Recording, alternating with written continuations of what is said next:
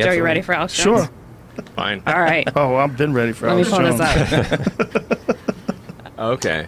Perfect. They're fucking killing already more kids, so you're telling me it isn't real when they had a fucking vote in the goddamn fucking Senate? You want to hear a double standard between men and women? Nope.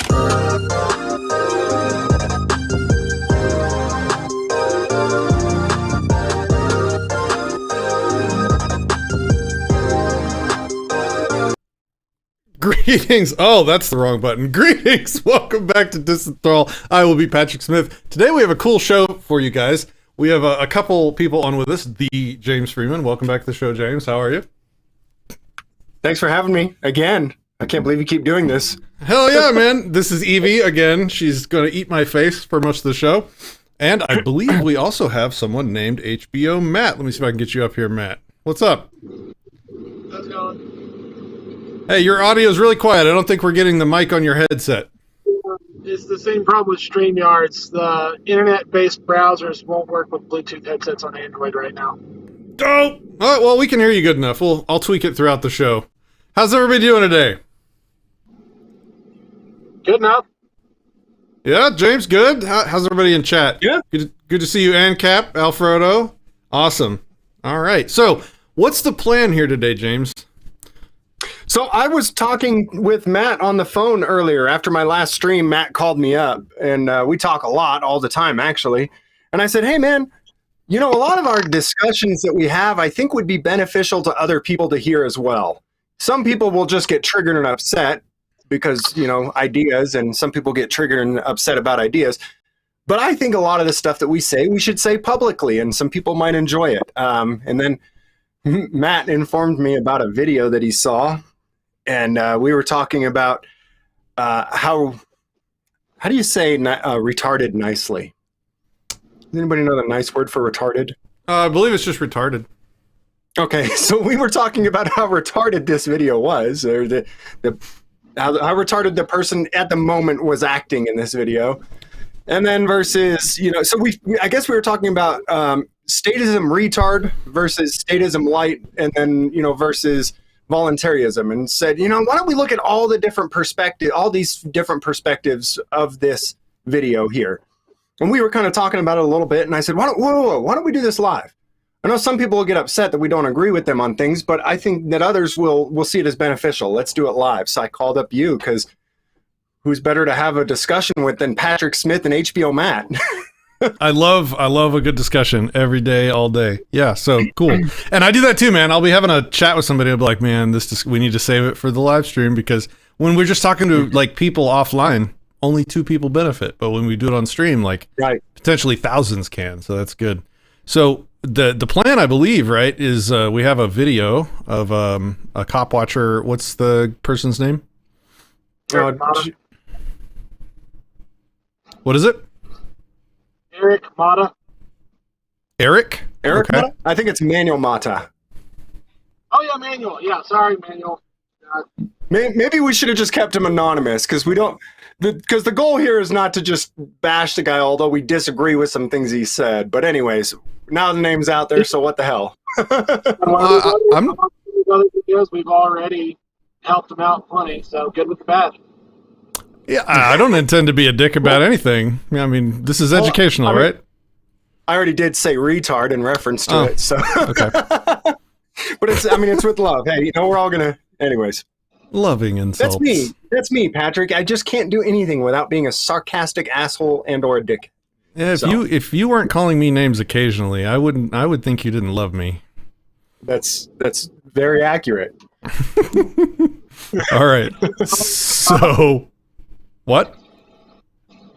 Yeah, come and turn it off. That should be a little bit better sound. Okay. So, I am going to throw this video up behind us. Give me one moment here. There it is. Now I'm going to get my ass out of the way. One moment. I will tweak this as we go. Oh, look at that. There we go. I'll just peek out from the bottom here. This could be a mystery science student. All right. Matt asks, Patrick, how long have you been a non-statist? About 10 years. Probably about 10 years. Yeah, maybe. Well, I don't know. I've been saying 10 years for several years now, so. That's what I do. Been 3 years for 10 years now. Yeah. Back down to where you just see James' nose. He looks like those island head statues that are always on movies with a giant nose. Okay, I'm gonna try and move us kind of like out of the way, and then so I'm just gonna hit play, right? And then you guys, if you want to say something, just interrupt, and I'll pause the video. Sound good? Sure. Awesome. All right, here we go. Trash pass from QT again because the cop didn't like me filming him. Right? And I asked for the supervisor, and look who it is. And he comes and tells me that they can trespass me. So when a business opens its business and has food where they can eat it on the property, it doesn't make them private. If you go to McDonald's and they tell you, the manager tells you to leave, you have to leave. I'm a customer. Doesn't matter. Doesn't matter what you are. But I didn't commit a crime. All I was doing was filming yard trash ass. Well, specifically this fuck right here. Doesn't matter. If the manager doesn't want you on the property, they have the right to tell you that you're not welcome on Without property. a crime. Yeah. Even though they open their business for Doesn't food. matter. Yes, it does. No, It's it a doesn't. law. It's a federal law. What is the federal law? I'm telling it to you, stupid ass. What's the name of the law? I just told you what it is. I am, bitch. You ain't quoting shit to me. Yes, I am. Oh, he triggered him. He got him triggered. Yep. Oh man, I love talking to you guys. Like I haven't done a lot with your audience yet, James, but I really, really like talking to you guys because unlike the normies, you already know and understand like deeply and personally how fucked up the state is and its enforcers, and it's all very obvious to you guys. It's always a good conversation. You're talking to an organized crime boss right now. Oh, is he the chief? No, me. Oh, what do you mean? I'm charged with felony organized crime right now What? for recording a. Is this the guy, James? Is this the guy you were telling me about? Yes, sir. They charged him with stalking or something? Different. Actually, they're doing that to multiple different people. This guy got hit way before the other guy. The other guy just got hit with stalking. Matt, along with 3 other people, got $100,000 bonds for not just stalking but organized crime because there were more than one of them stalking, allegedly. So more than one of you were recording cops, and they charged you with organized crime. What was the crime that you were organizing? Stalking? Driving behind a cop in a Prius with tinted windows. How dare you drive a Prius? That's the problem. It was the Yeah. Prius. Yeah. No, Israel owns the Prius. I was just along for the ride. Oh, my cigar just like shattered. Oh, rip cigar. I'll have to get another one. Yes. 4 Okay. F words in a Prius. So this guy, like half of the people watching what I think when they see you guys like cussing and talking shit to cops, they cringe, right? And they blame you for riling them up because you're generally being obnoxious to these guys. And then the other half, I think it's eye-opening because what they see is people project like this this heroic visage onto cops. Like they're these heroes that are dispassionate enforcers of justice. And so when they see them lose their entire minds when they get called a name and then actually make false arrests and abuse people, that's really educational. I think that's one of the things that you guys do that's great. I'm going to shut up now and hit play. Sucker.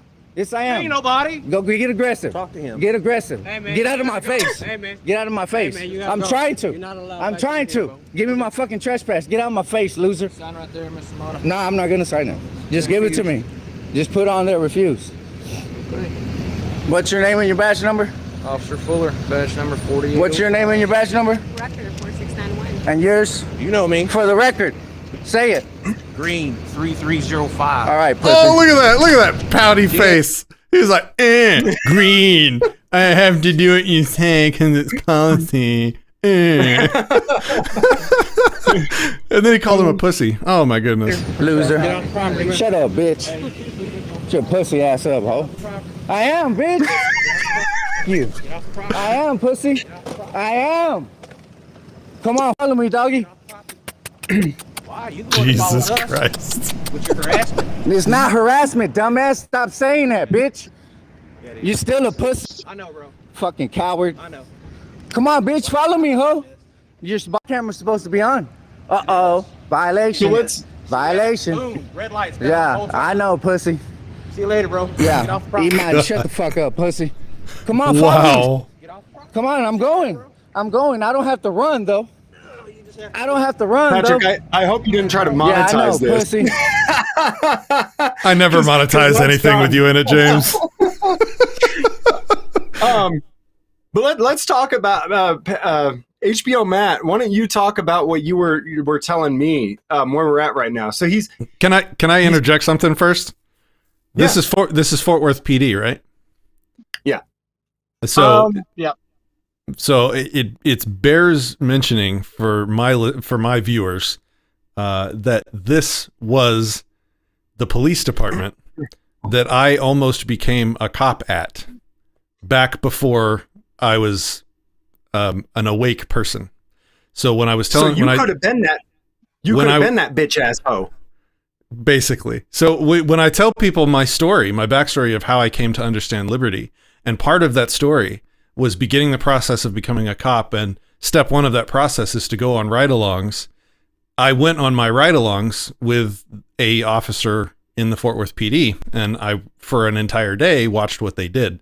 And for the rest of you that don't know how the story ends up, it was that ride-along and seeing what they do to peaceful people all day that made me like instantly walk away from the entire thing, absolutely disgusted. Not only was I was so disgusted that it undermined my entire belief in the authority of government. Like, if these so-called heroes can do this shit to peaceful people all day and be totally fine with it, then there's something really, really wrong with the country. And that this was kind of one of those major wedges in my brain, was that day. And it was with this department, or with this city. Sorry, James, you were saying something before I interrupted. I just wanted to give people the backstory on me with this. No, that's all right. I was pausing because I thought that that super chat was going to read out. I'm used to watching Bound, so we're supposed to shut up when somebody donates, like everything stops. Everybody shut the hell up. And this is a philosophy channel. We don't like let people interrupt the thoughts that are happening, right? Like we read them when it's Touché. appropriate, Trenton Paul, thank you for the $10. He says, for making me spit out my beer on my screen, guys, gold. Yeah, that was pretty good. All right, James. But that was actually where I wanted Matt to interject, because this is what he called me about, is that, Okay. there are statists who, of course, believe in some certain rules and legislation, but even by that, he's got to, Matt, will you take it? Yeah, pretty much. My problem with what Mott is doing here, it wasn't a scene. He wasn't cop watching. He found a piggy huddle. They're on break. So he goes on private property to record them. From what he goes on in the next 2 hours, you hear the story. It's the security guard doesn't like him messing with the cops, so the security guard decides to trespass him. And that's when Eric comes in with this. But federal law says because they have a bench where I can eat my hot dogs, they can't trespass me until I commit a crime. And what the fuck? Number one, even if there is a law like that, the fuck are you trying to do? Trying to use the laws to take over private property? But I'm betting it's more along the lines of 14th Amendment non-discrimination stuff for public services. The only place that kind of law actually exists is over in California, where they've decided that public areas of malls and stuff is public property. But if you're outside of California, that shit doesn't fly. Oh, I wasn't even aware of that. Yeah. So you're saying in California, I can. The Ninth Circuit has determined that public areas such as malls are actually public, so you get to do whatever the hell you want in them. So the commies have just taken ownership of the property there. Wow. Well, I mean, I'm not surprised for California. Yep. Yeah. Okay. So I guess my perspective on this is, I pretty much ignore all the magic spells and stick to property rights and morality, right? And so what I call magic spells would be laws and constitution magic paper and, Supreme Court rulings. Those are just like witches and warlocks in funny dresses, writing more magic spells. And I don't really, they don't have the power to rightfully infringe upon or disregard somebody's property rights. And starting a business with your property does in no way reduce your right to own that property. And the best definition of ownership that I always like to get out there up front is the right to exclude other people from the use of a thing. So if I own something, it means the essence of ownership is telling other people, no, this is mine, you can't use it, you can't touch it, you can't be on it, you can't walk on it or eat it or whatever. That's ownership, boiled down. And so when someone starts a business, that in no way reduces their right to exclude other people from the use of a thing. They can choose who to associate with, just like they could before they were a business owner and they were just a person. They can choose to be your friend or not be your friend. They can choose to trade with you or not trade with you. Just because they put a name on a building and it's now a business, quote unquote, whatever that concept means, doesn't reduce their right to choose who they associate with and who they choose to trade with or not to trade with. And so if you're on somebody's property and they tell you to leave, that's just like you're in my house and I tell you to leave. There is no ethical, moral difference between those two scenarios. So those are my thoughts on it. James, what do you think? Well, I certainly agree with that, but also I want to point out that what Matt's saying is important to me. While I don't believe in the codes and the statutes, people even completely mistaken codes and statutes and magic spells. What I think he's trying to say is we're not supposed to be able to be trespassed from a police department or a city hall while we're attending a meeting just because somebody doesn't like us. Because essentially what they're saying is, they're forcing us to use their services, right? Through taxation, they take our money and say, you're forced to do business with us. We are taking your money and we will now protect you. And that's why, they're not supposed to be able to trespass you from this public property without suspecting you of a crime. And I think that he's confusing that this privately owned property where the public is welcome to come in as they please, in and out and do business, is not the same as a police department, a public park, things that are funded by tax dollars. And I think that that's the misunderstanding that he's having here.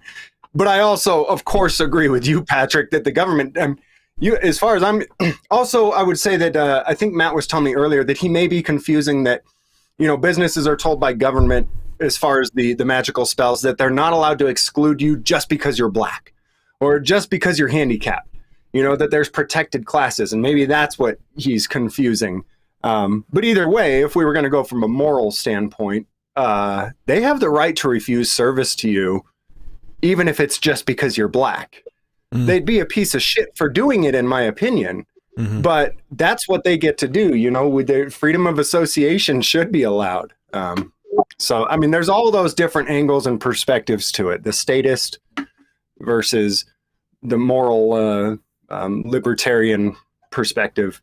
Sixth Estate, AZ, thanks for the super chat. He says, commie-loving douche nozzles. You two make a great team.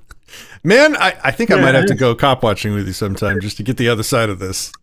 I'll have to leave my ivory tower of philosophy and go point some cameras at cops and try not to get arrested. We'll have a good time. I know. When the rubber... Go ahead. For me, there's two frames of reference on this. So for me, I'm used to arguing liberal, conservative, small government, big government, as far as what most normal people are capable of talking about. We've also got the frame of reference of Mr. Utopian Anarchist, Mr. Freeman, versus the commies. So for me, there's two different levels on this. If we're talking about the left versus right, small government, big government frame, I am very much in favor of getting rid of all of the protected class bullshit, and private property rights means private property. But when you're dealing with a big ass country and a lot of different kinds of people, then you could end up with some state or some city deciding they want to be the new Ku Klux Klan, and they turn half a state into no blacks allowed, and now we've allowed that. So at that point, you would be infringing on the private property and the rights of existence of somebody who already lives in that area, but now all his neighbors hate him and want to fuck him over. So how do you balance those two things versus the complete anarchy? It's nobody else's damn business. It's if your neighbors are going to be that much of an asshole, either call them out on it, deal with it, or leave. So 2 frames of reference on how you would handle this kind of thing. Those places that you describe already exist now. Like there's a couple cities that are basically KKK hotbeds. I forgot what the names of them are, but they already exist. And Livingston, Texas. Oh, so you know who they are. Got arrested. Hold on, I gotta put my dog up. She's had enough of this. Hold on 1 second. James, why don't you go ahead and take that? I'll be right back. Oh, I've got nothing to say there. I'm stumped. All right, what'd you say? Act like children. James, you don't have an answer. That means you're wrong. No, yeah, I'm stumped. Okay. Well, I mean, the first thing is, like, you don't have the right to control your neighbors, even if they have dumb, stupid, retarded ideas that you don't like or that you would consider evil or immoral or whatever. You just don't have the right to control your neighbors, especially if they're on their own property. And that sucks, but that's freedom. That's liberty. That's the hard answer to it. Just because you're, like, I'm surrounded by neighbors that think they have the right to vote in laws to extort me constantly every day of my life. Like, that sucks, but it doesn't diminish their right to have those stupid ideas on their property. They don't have the right to actually enforce them on me, of course, but I can't, like, go and control who gets to own what property around me that I don't own based on the ideas I like and don't like. Does that make sense?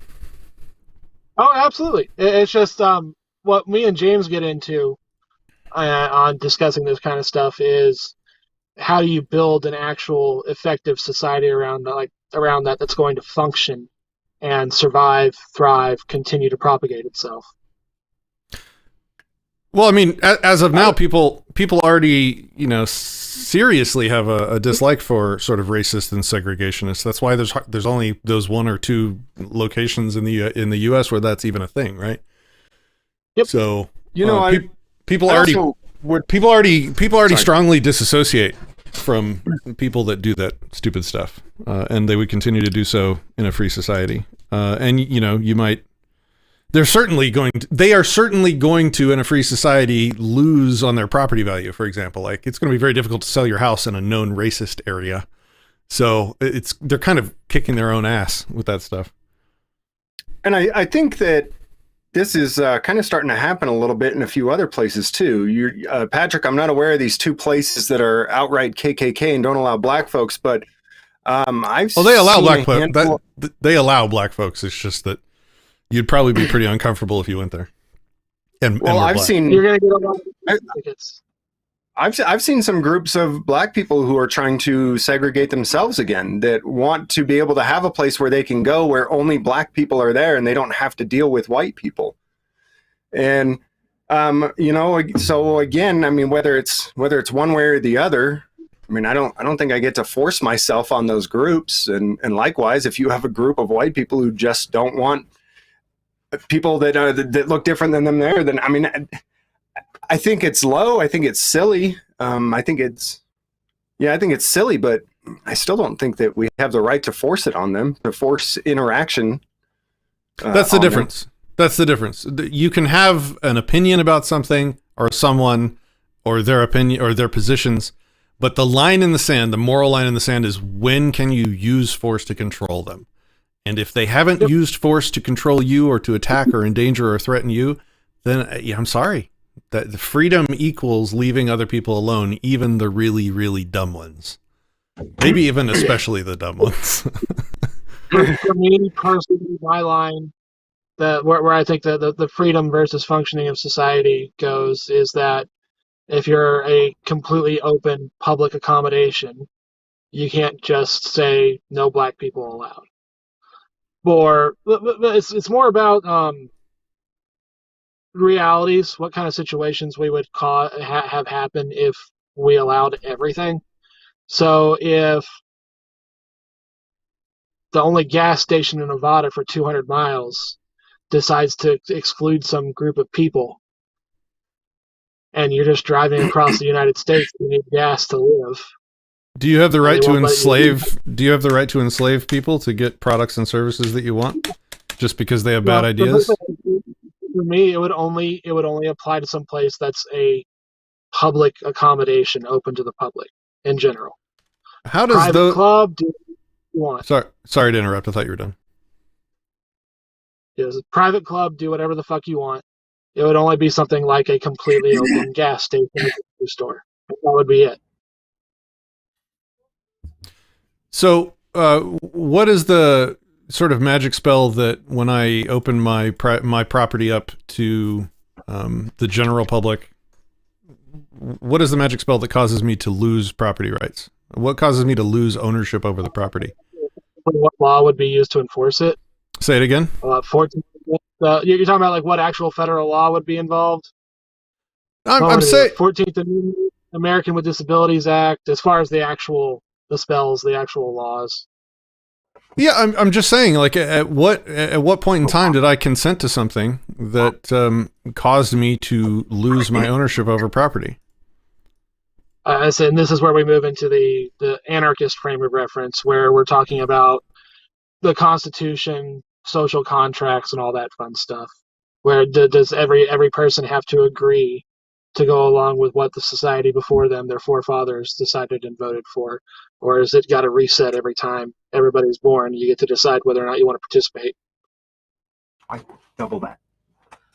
I'm just asking, like, the source of ownership is usually considered to be, first use would be the neo-Lockean property norm, right? You get there first, you make first use of the piece of property, it becomes yours. And like I said, the definition of ownership that I prefer is the right to exclude other people from the use of a thing. So when I choose to associate with people in a way of in a method of trade by selling things or a service, that in no way implies that I'm reducing my right to exclude people that use it, like, or that wish to use it. I think this is just something that we're all sort of trained to believe from birth, with the existence of government and licensing and business regulation and business licensing and corporation status as dictated by the government. I think we're just used to the government, the people, the community, all of us somehow getting a magical say in the property of the people that decide to run businesses. I think that's nonsense. Well, nonsense isn't an argument, but I think it's unjustified. I don't think there's any consensual process by which a business owner gives up his ownership when he opens the door. And the problem I see with that is that, just on the effective side, not talking about the morality side, you could end up with a group of people deciding they want to buy every place you could buy a gas station across some part of the state, and then hold the rest of the country hostage by denying access. Right.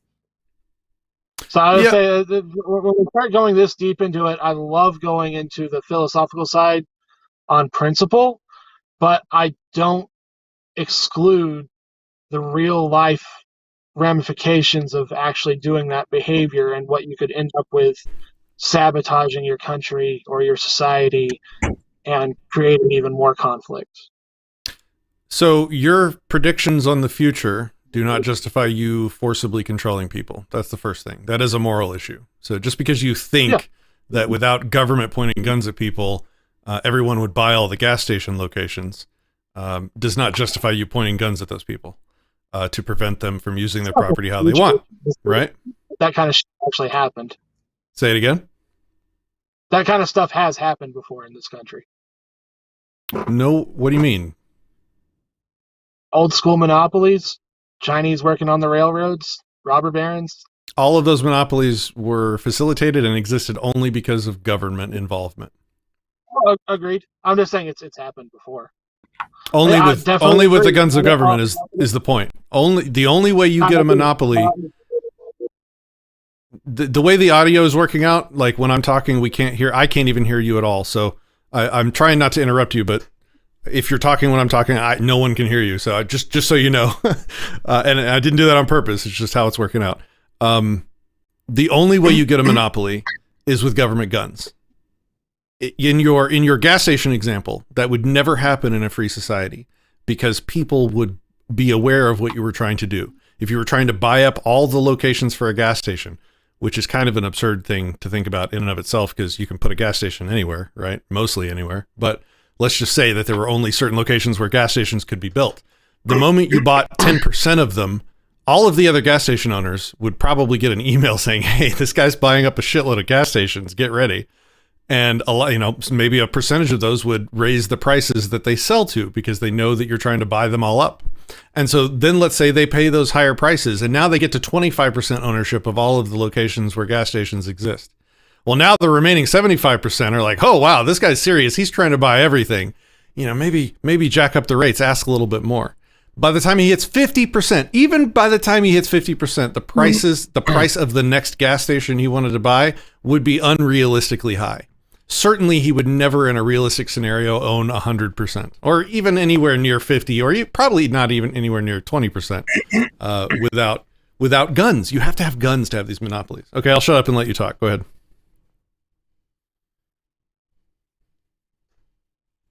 Oh, did we lose him? Oh, we lost him. I think he froze. Shit. He's driving I guess an I win. 18-wheeler. Oh my god. I'm playing. Oh, I love it. Thank you for the comedic relief there. He's driving an 18-wheeler, so he's in Texas, I believe, but he might have hit a dead zone. So there's been a couple comments fly by. I'm probably going to miss some of the good ones, but there's three that I wanted that we can maybe address, James. That I thought had some meat on them. Bill of Rights says all personal property is just a lease from the United States. I have a bulleted list of problems with that sentence that this guy wrote. So allow me to digress for a moment. Oh, he's back. How much of what I said did you hear?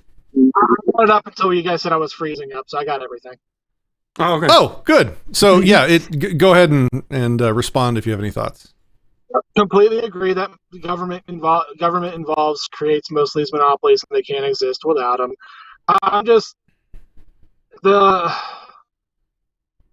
I'm very wary of too easily allowing people to segregate and isolate them when we're talking on a cultural basis, a cultural standpoint. Because that seems to be where a lot of societies end up backsliding, is when everybody goes tribal, everybody starts getting into their own groups, not communicating, not cooperating anymore. So I don't like to encourage, we're just talking culturally here, where people are going to balkanize themselves. One of the reasons America has worked is the actual mixing pot, everything getting thrown together, bringing in new blood so that people who have gone through third world hell keep coming over here and saying, I'm never going to allow that shit to happen. I don't like dictators. I don't like starving. We're going to make this shit work, and we're going to make it a better world for our kids. I mean, yeah, culturally, I'm absolutely with you. And so is the vast majority of the people in the country. Like, the vast majority of the people don't want that kind of racial segregation either. But when you force everybody into a melting pot, you force people to associate that don't want to, which creates stronger walls and divisions between the groups. It actually, in a way, fosters the balkanization of the groups when you force them to mix against their consent. A perfect example would be the commie woke postmodernist garbage that's washing over the world right now, right? Like, you have these people that literally see reality differently than most of the rest of us, or at least a large percentage of the rest of us, right? They think the racism is basically built into white people. They have a new definition of racism. The intersectional feminism, like, they see reality differently than the rest of us. And in a free society, they would be able to just exist over there and try their society. And when it inevitably collapsed on itself, the rest of us would be okay. Chaz, yeah.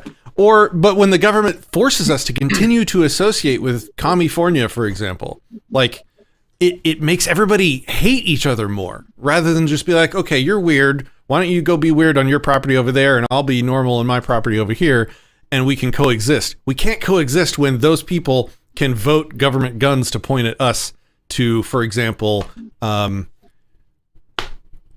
enforce pronoun rules in our businesses. Like that will foster so much animosity that wouldn't exist otherwise in a free society. So I guess that's my point. Exactly. It's why I'm a limited government conservative. I'm James Pet conservative, pet statist, where you get through a lot of that shit by just not allowing the government to have the power to tell you what to do on all that shit. I just think there's a limited role for the government to be there to actually hold the entire society together at some level. You need some common ground, some common stitching just to have an economy. That's why we had the federal government as far as what the Commerce Clause was supposed to be about, which is not having the states all fucking each other over with tariffs and not allowing free trade and internal trade. So, but then it gets blown out to all fuck, and the Commerce Clause means the government can do anything ever since then in the 40s. So, yeah. As far as segregation goes too, though, like you said, there's already, I didn't know about them, but now I do. There's already two places that you can go if you're an absolute white supremacist and you hate black people and you don't want to associate with them, right? But most of us haven't gone there. Because while I would agree there's a small handful of people who are like that, and they're there, most of us, I don't have any desire to go there. I don't know if you do, and I don't think that the majority of people that I know have any desire to go there. But I do want the freedom to disassociate with some people. For example, I have tried to get as far away from status as I can, and I would like to reserve that right to stay away from people who think that they get to force their will on me with government guns. And I've made a special effort over the last 2 years to get myself as physically as far away from those people, to segregate myself from those people as much as I can. Just because I don't want to be forced into their stuff. I just want to do my own thing. And I've got people around me who are the same way, and I get along with them. No matter what, we do segregate ourselves and we pick groups that we want to associate with, that we get along with better. And I don't think there's anything wrong with that. I mean, it can be dumb and it can be counterintuitive. Like you put two businesses right next to each other and have one only hire white people and the other one hire everybody based on merit and skill. And the second business is going to outcompete and definitely, eventually succeed over the racist one. Yes. Also, the process of letting them be free to be racist allows you to identify who exactly precisely the idiots are. And as opposed to making them hide that and do it surreptitiously where you wouldn't know who's who and yeah. Anyway, so I personally, on the limited government side and with the culture we've got right now, I completely agree. I would really love to get rid of most of the protected class shit. I like where we're going as far as what the Supreme Court is doing on schools, the forced racial segregation and hiring of applications for students where you've got quotas. Fucking blow that shit up. Shouldn't be no such thing as a fucking racial quota system. Yeah, it's dumb and racist. Yeah. Yeah, racist. Do you? So I have a couple comments that I'd like to talk about. Is now a good time, or is there something else we wanted to? This video is about 2 more hours of him and the cop arguing back and forth over a whole bunch of crap. Both of them sound smart and sound stupid for the whole 2 hours. I mean, do we need to see any more of it? I mean, is there more of the video that would give us good stuff to talk about, or do we kind of already have the gist of it? Like he was trying to assert commie property rights over a private business, and the cops were actually in the right on this one, unfortunately. Well, they were in the right on that particular aspect, but yeah. as you can see, and obviously, Patrick, you and I both love the way he talks to them. But yes, on that particular aspect, he does not have communist rights to QT. It makes my ancient the relic of my Republican past soul cringe, but you know that's usually a good thing when that happens. Like Bao, watching Bao talk to the cops, man, my old dead Republican soul rolls in the grave, and you know I usually eat popcorn while it happens. You know what? Maybe that's another thing that we can jump to right now. The most recent upload is actually from a few years ago, Bao in court. I don't know if you've seen it, but it is awesome. The judge and the prosecutor walk out of the room, and he says, let the record reflect that the judge is running out of here, along with the prosecutor. If you want to... And she goes... Go ahead. No, go ahead. If you want to send me the link to that, I'll get it downloaded and throw it up on the stream. And while you're doing that, I will... I'll rant about these comments. Does that work? Mm-hmm. Well, I have to say, popular opinion out there with Johnny 5-0 and some other guys is when they're nice to the cops, they don't get arrested. And when they yell at the cops, when they're nice to the cops, they get arrested. When they're mean to the cops, they don't get arrested. But the one time I called a cop a stupid fucking bastard is when I got arrested. Yeah. You also said you were going to send him to FBI federal prison, though. All right, Bill of Rights. You said all personal property is just a lease from the United States. First thing, this is a suggestion to everyone listening. Please consider this as a change in how you use the word property. Stop using adjective property. You are adopting commie language when you say things like private property, public property, personal property. All the adjective properties are invalid. That's a communistic way of thinking about property. There is only property, owned and unowned, or things that are not property. That is just a personal suggestion. You guys can obviously keep using words however you want, but I just want to see us stop using communist rhetoric when we're discussing property. Commies like to divide up property into all these different types and then come up with all these complex rubrics of rules for, okay, personal property, that's like your toothbrush and nobody can take that from you. But, public property, that's owned a little bit by everybody, which is invalid to begin with. And then you have the means of production, which would be private property, which means that's the bad kind of property that we can steal from people. Throw out all this garbage language. There is property. You either own something and have the right to exclude people from using it, or you don't own it. And maybe somebody else does, or maybe nobody does. But all this adjective stuff needs to go. Just a suggestion. What about property as far as your knowledge, the fruits of your labor? So patents. They're not physical property, but they're your property. It's the rights you have to them and the right to make money off of them. There is no right to There is no right to profit off of anything.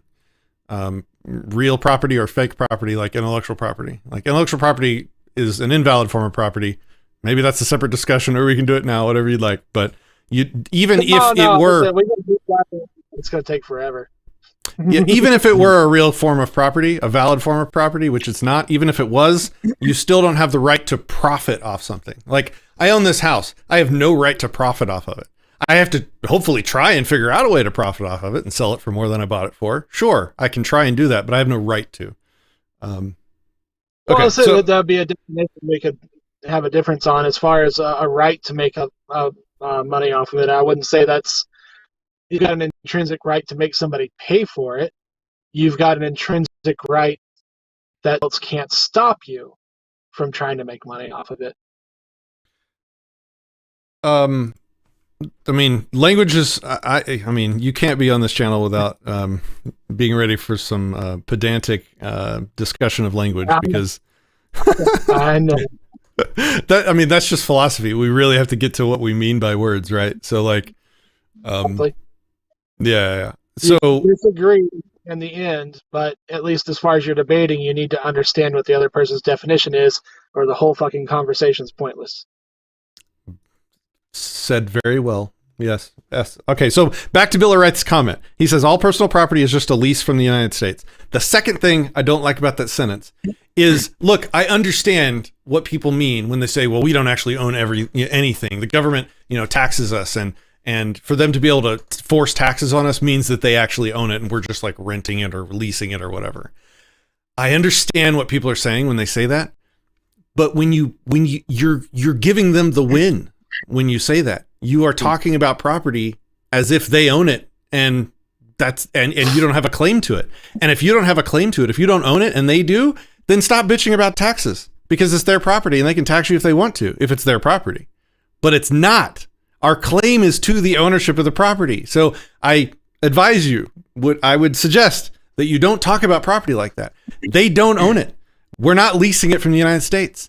Everything that they claim to own was stolen or acquired through force, which means they don't own anything. The United States government rightfully owns precisely two things: Jack and shit.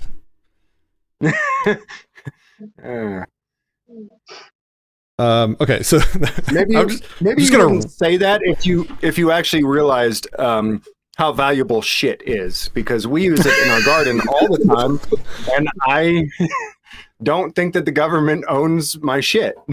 I don't think they have the right to come and take it. We have a good video on intellectual property on this channel. Just search it up on Disenthrall. I'm downloading this video. It's almost done. And I'll get it up here. So while it's downloading, I will go into the next one. Aaron Troy says they're private businesses, but since they're open for the public, their property is not the same degree as a home, for example. Says who? That is a claim to an authority over how property works when you say it like that. And there is no higher authority over a piece of property than the property owner, unless that owner has consented to someone having a say. So I don't think that's a justifiable statement. You're welcome to try, though. Do you guys have any thoughts on that? Mm-hmm. I think I'm getting throttled, so I'm just going to leave my... Sorry, go ahead, Matt. I think I'm getting throttled, so I'm just going to leave my camera off for now. That's all right. It's dark anyways. We couldn't see. We could only hear you. All right. I'm gonna get rid of his little square then, if he's gonna be audio only. That's fine. Boop. All right. Oh, what were you saying, James? We're talking about private businesses opening for the public. Oh, right. So I've owned a business before. So, I mean, I do see something slightly different. I don't open my house up and expect people to just walk in. Whereas when I owned a business, I did expect them to walk in the front door without knocking. I don't know what that means to anybody, but yeah, I always saw them as different. My business versus my home. I mean, different in the fact that people are invited into one and not into the other, right? But both of those are you exercising your rightful control of that property. It's just you're choosing to let people walk in, wander in one and not wander in the other one. And I think that it's kind of assumed and understood by a lot of us in society that you're not welcome to walk into my house without being first invited, whereas you are welcome to walk into my business. And so if I'm going to trespass you from my house, it's more, you're more likely to be trespassed from my house, I guess, than from my business. Well, I mean, there's an open sign on your business that tells people that they can walk in. Like that would be the equivalent of like an open house sign.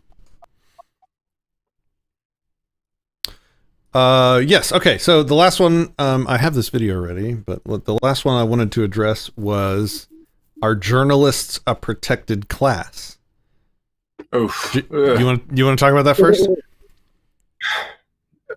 Sure. I'll just say nobody's a protected class. I mean, according to my constitution, according to my codes and statutes and my magic spells, and I use it all the time. Don't get me wrong. I use that against the status all the time. Hey, I'm protected. I'm protected. You know, my journalism, my free speech is protected because it's their rules. But in reality, no, nobody is a protected class. If we were in reality instead of this fantasy world.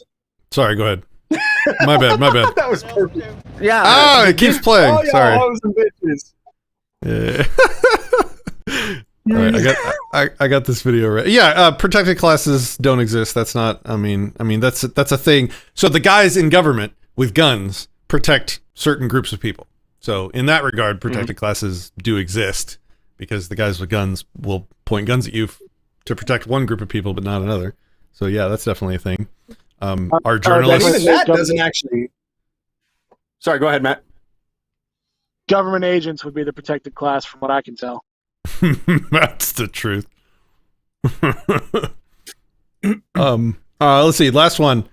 Nikki's Happy Little Life says, how do you record and maintain property without a system? Why can't you have a system without pointing guns at people? That happens all the time, right? Like we have a system here tonight. We have a very complicated system. We have 3 people all coming together. I'm using 3 different corporations right now. A company called vMix is providing the software and the phone connectivity. A company called Restream is handling rebroadcasting the stream out to 5 different platforms. We have YouTube and DLive and Twitch and Odysee. Those are all companies, and we're all associating with each other in a very, very, very complicated system without a single gun pointed at one another, except for YouTube. They have a copyright thing that they like to point government guns at people with. But aside from YouTube, there's no guns involved. You can have very complicated, very functional systems without the force of government. So your question is, how do you record and maintain property without a system?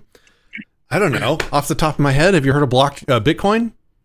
Like there's an entire system of money that you can send and receive money from people without a central authority pointing guns at anybody. It would seem to be a trivial use of blockchain technology to make a property ownership blockchain that just records who owns what property at what time. That's just one example off the top of my head. It's totally possible. You don't need guns. All you need is consent. If everybody consents to use a system like that, then that's the system. That's all it takes. Well, yeah, but there's always practical problems with anything. So I think we can talk about that kind of thing, but we end up trading one set of problems for another. So blockchain is not completely secure. The same kind of corrupt shit, the same kind could happen on it that can happen with the county property assessor taking money under the table to fuck with some survey records or some old piece of paper. So I think we just got to be careful about trading one set of problems for another and declaring the new way is definitely going to be better. Anything without guns involved will definitely be better. And if it won't be better, it doesn't matter because there's not guns involved. So like, well, I mean, I'm a gun nut. Who knows? I'm not pointing a fucking gun at my now. Well, I mean, like the analogy that I go to, and I mentioned this in yesterday's stream, was the plantation owner. Like I don't have to justify to you guys how the cotton will get picked after we free the slaves to convince you guys to free the slaves. The point is, it's immoral to hold people in slavery and force them to pick cotton. Stop it. I don't care how the cotton gets picked. I don't care how the property deeds get maintained and recorded. The point is, stop pointing guns at people over it. That's immoral. Stop it. So the free market can solve all these problems really easily as soon as you get the guns out of the way. I don't know. There was kind of a free market that created slavery.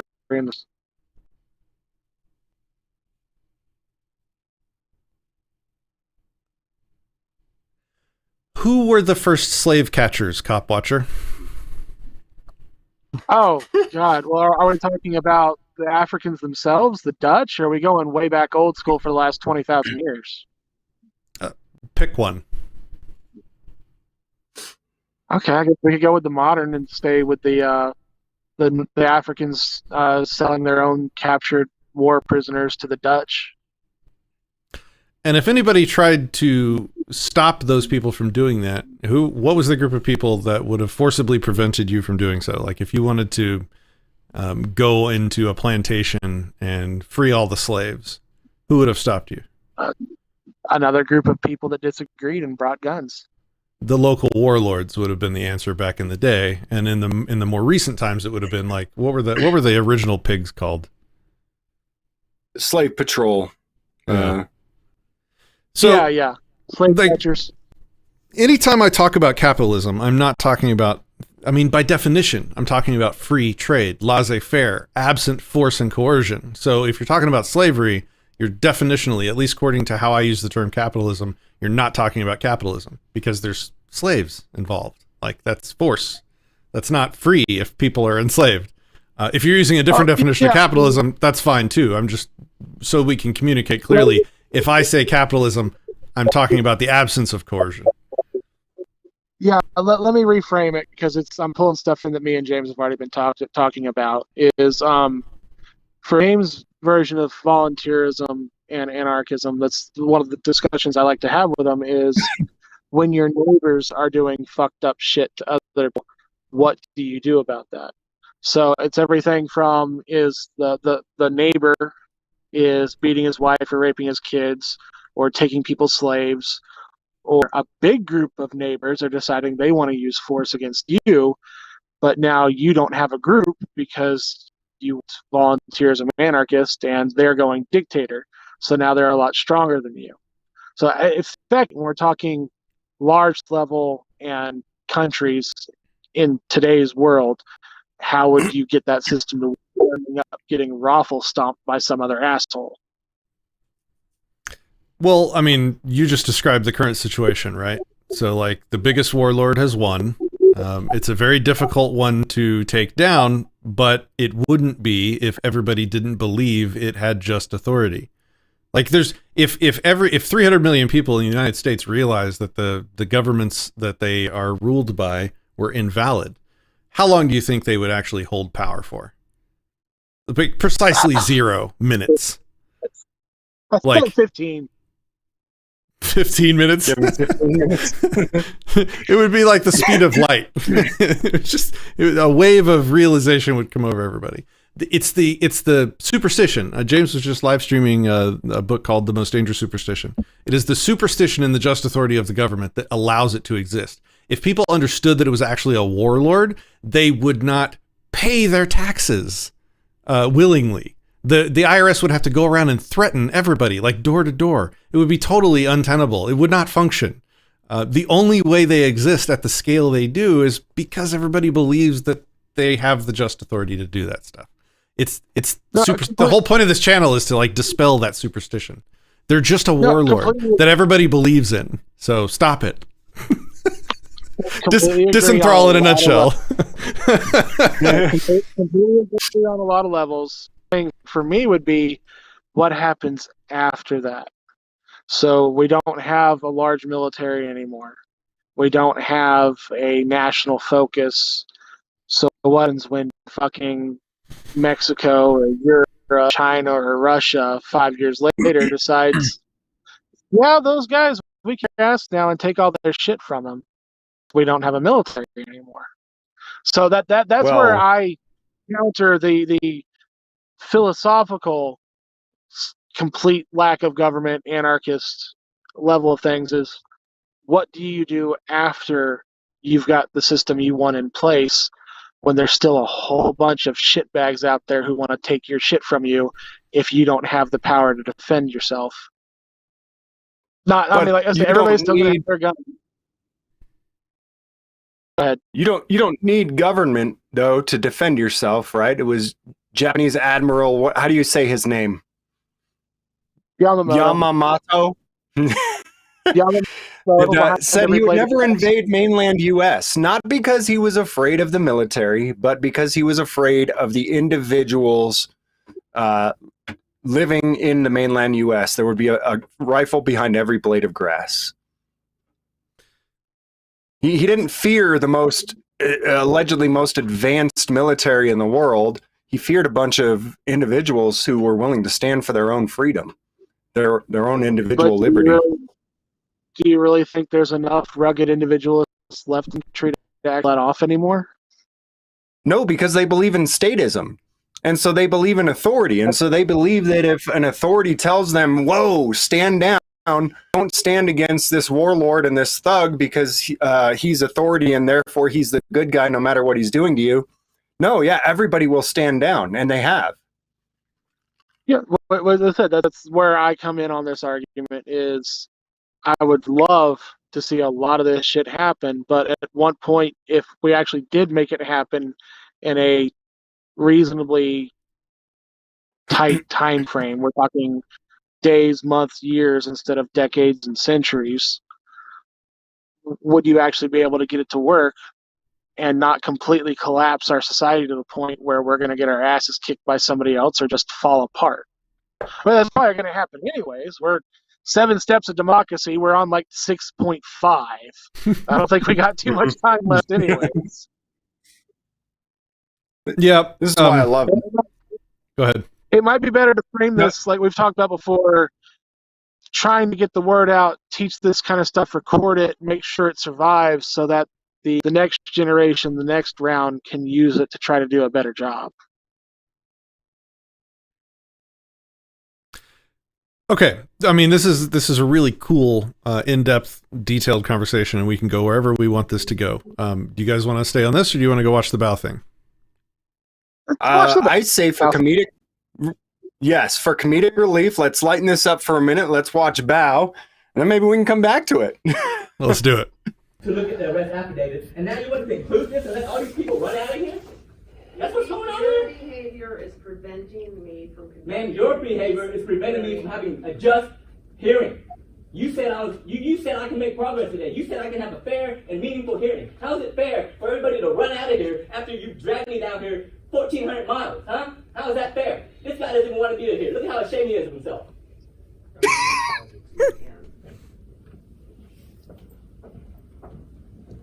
Let the record reflect DA's running out of here along with the judge. Let the record reflect she's running out of here right now. You have a good day, ma'am. Court's over. You guys are dismissed. You guys can go home. Court's over. Go on. Why is it pausing like this? I don't know. I thought that was just on my end. The whole screen is fucking... So you just took over the courtroom. That's awesome. Yes. They had no idea what to do with him. Man, your behavior is preventing me from having a just hearing. You said I can make progress today. You said I can have a fair and meaningful hearing. How is it fair for everybody to run out of here after you dragged me down here 14 Look at the guard's face. Look at him. He's like got a smirk. He's like half smiling. He's like, oh my god, look at this kid. I know. Nobody's seen this shit ever before. This bitch has been on a bench for 20 years and nobody's ever talked to her like that and shut down her goddamn court. And then he sent all the bailiffs home. Everyone get out of here. Go home. Go on. What a look at him. Go on.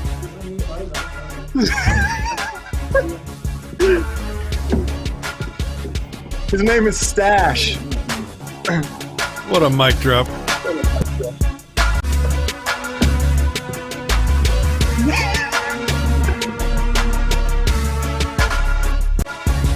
That's funny.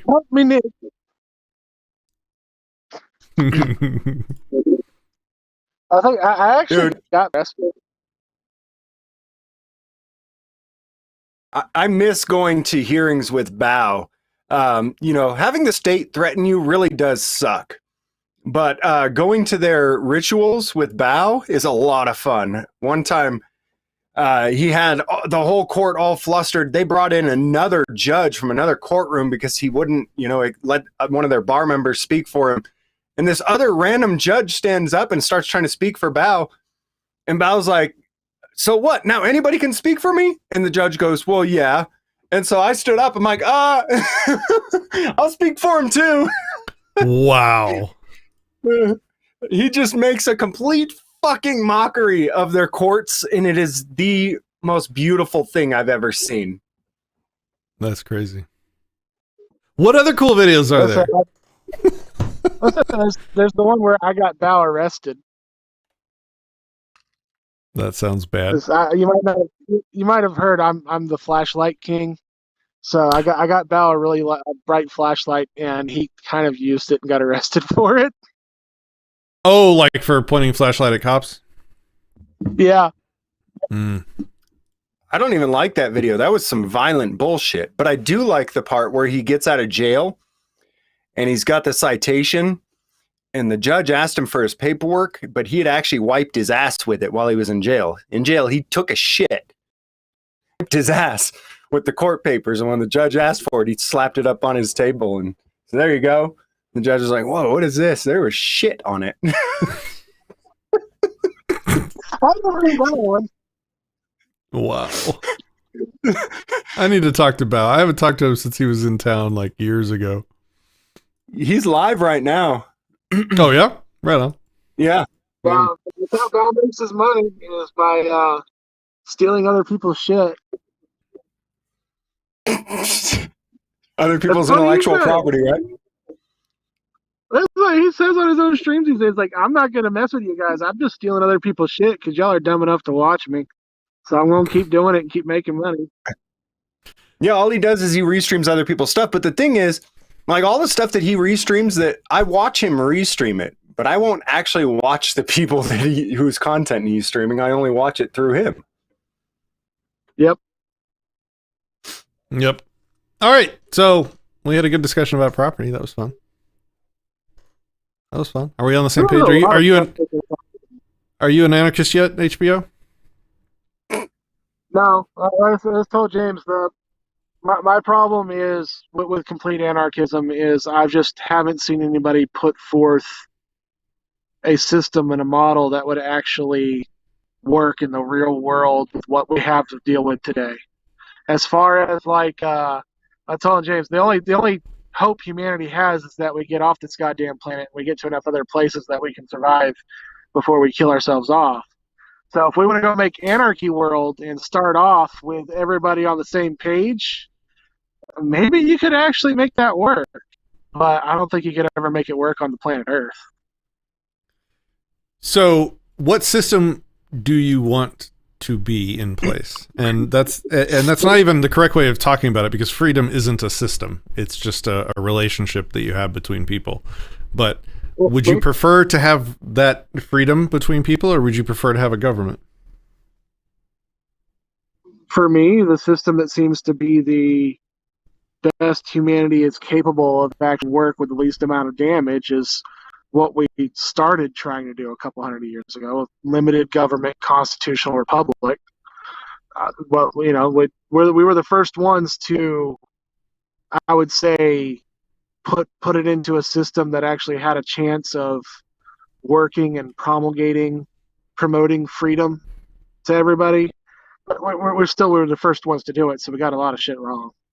So there's a whole lot of stuff we could tweak. But as far as if you took the entire world and every economic, social, political, cultural system out there, I think the United States system is best option available.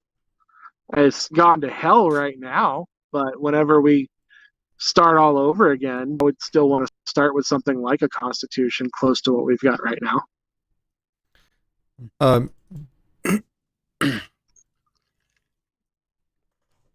Why? It's just, even if we fall apart, there's going to be a lot of other people out there left over that are going to have their own priority and want their own thing to do. And I just don't see a system of complete anarchy being able to protect itself from the rest of the world. So if I could solve that problem to your satisfaction, would you change your position? We'd probably be talking for a couple of weeks to get to that point. There'd be a hell of stuff to cover. What do you think? Is there something that the government has done to you that you think is wrong? Yes, I'm charged right now. Not arraigned. I haven't had a court date yet, but I'm currently I had a warrant signed on me for a felony, and a couple other things. But that's the biggest thing. They've done plenty of wrong before, other stuff. I would love to hear that story. Can you tell me like what happened? Like, you don't have to give me the whole thing. I want to get up to date. Like, what happened? Oh, the basics. There was a small town up north of Houston, East Texas, little racist land. Not everybody, but that's where those little racist groups hang out. Um, the locals were fucking with a couple of new cop watchers, and then the city of Corrigan decided to put up signs on the police station saying it's illegal to record the police station. And so I sent Philip Turner, Batosai, over there to record the police station. They arrested him. And it just snowballed from there. They had arrested a couple guys. We went and smacked their butts for it. But the two locals, they kept finding other bullshit to arrest on and fuck with even more. So I got about a half dozen of us to travel up there to do some good old school protesting on the roadside. And the first thing that happened was I was the first to get up there. Went to the locals' house. They live in project housing, pretty much, public housing. I was open carrying a silenced Beretta on my hip. Commies.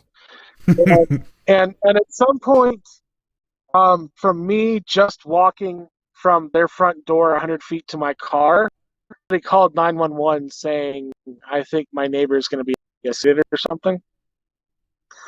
Because it was a silenced pistol, so that means I'm an assassin. And the cop showed and got really fucking pissed off that I wouldn't surrender my rights and walk out and let them just fuck with me. And I told them to go away. So they retaliated on that. Eventually charged everybody in the house with swatting ourselves because somebody else made a 911 call for a constitutionally protected activity. It's ridiculous. Holy crap, man. Yeah, so that's the misdemeanor. That night we went back to town to do some cop watching, and we were all in the same car. We see a cop pulling out of a parking lot, think he might be going on a call. So we follow him for about 2 minutes. He pulls to a gas station, we pull in. He doesn't do anything. I was off. We're like, okay, it looks like he made us or he's not actually doing anything, so we'll go try to find something else to do. So we start driving around town, and we circle the police station a couple times, and the one cop parking lot keeps giving us funny look time we drive by.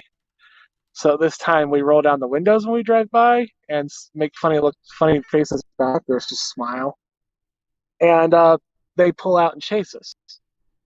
And we deny contact and drive around one more time and park. And it turns out it was a different cop pulls up, and this is the one we followed for 2 minutes before, pulls up behind us, blocks us in, and does a traffic stop on us for being suspicious, because whatever. Starts demanding ID because in his educated opinion in the state of Texas, anytime a cop asks you for ID, you have to give it. I thought you have to be under arrest. Is that not in Texas? Yes, Yep. 3802. Okay, in Texas. Okay. I call him a stupid son of a bitch. It goes on for a little while. And But he's an idiot.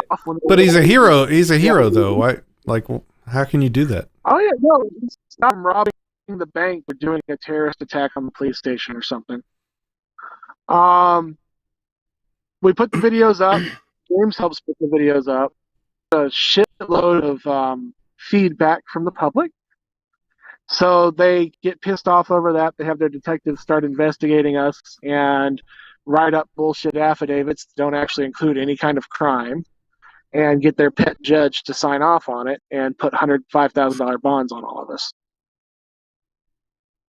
So the swatting law for four of us at the house, for me just open carrying a pistol up while walking 100 feet. And then criminal stalking of the police officer. And then that turns into organized crime because we're monetized on YouTube and working as a group. So now we're the mafia making money off of criminal stalking. Jesus Christ. Okay. Yeah. Can I? One of the most fucked up things. Let me. I want to ask you some questions to get to know like your political position better. Is that cool? Yeah, go for it. what if you like pick a law? I'm sure that you can think of one that you have a strong disagreement with, like a moral disagreement with, like that law is immoral. Should you disobey that law? Yeah, absolutely. Well, I'm on the line of constitutional conservative, so the line of any law repugnant to the Constitution is not a law. I completely agree with it. That's my basic point of view.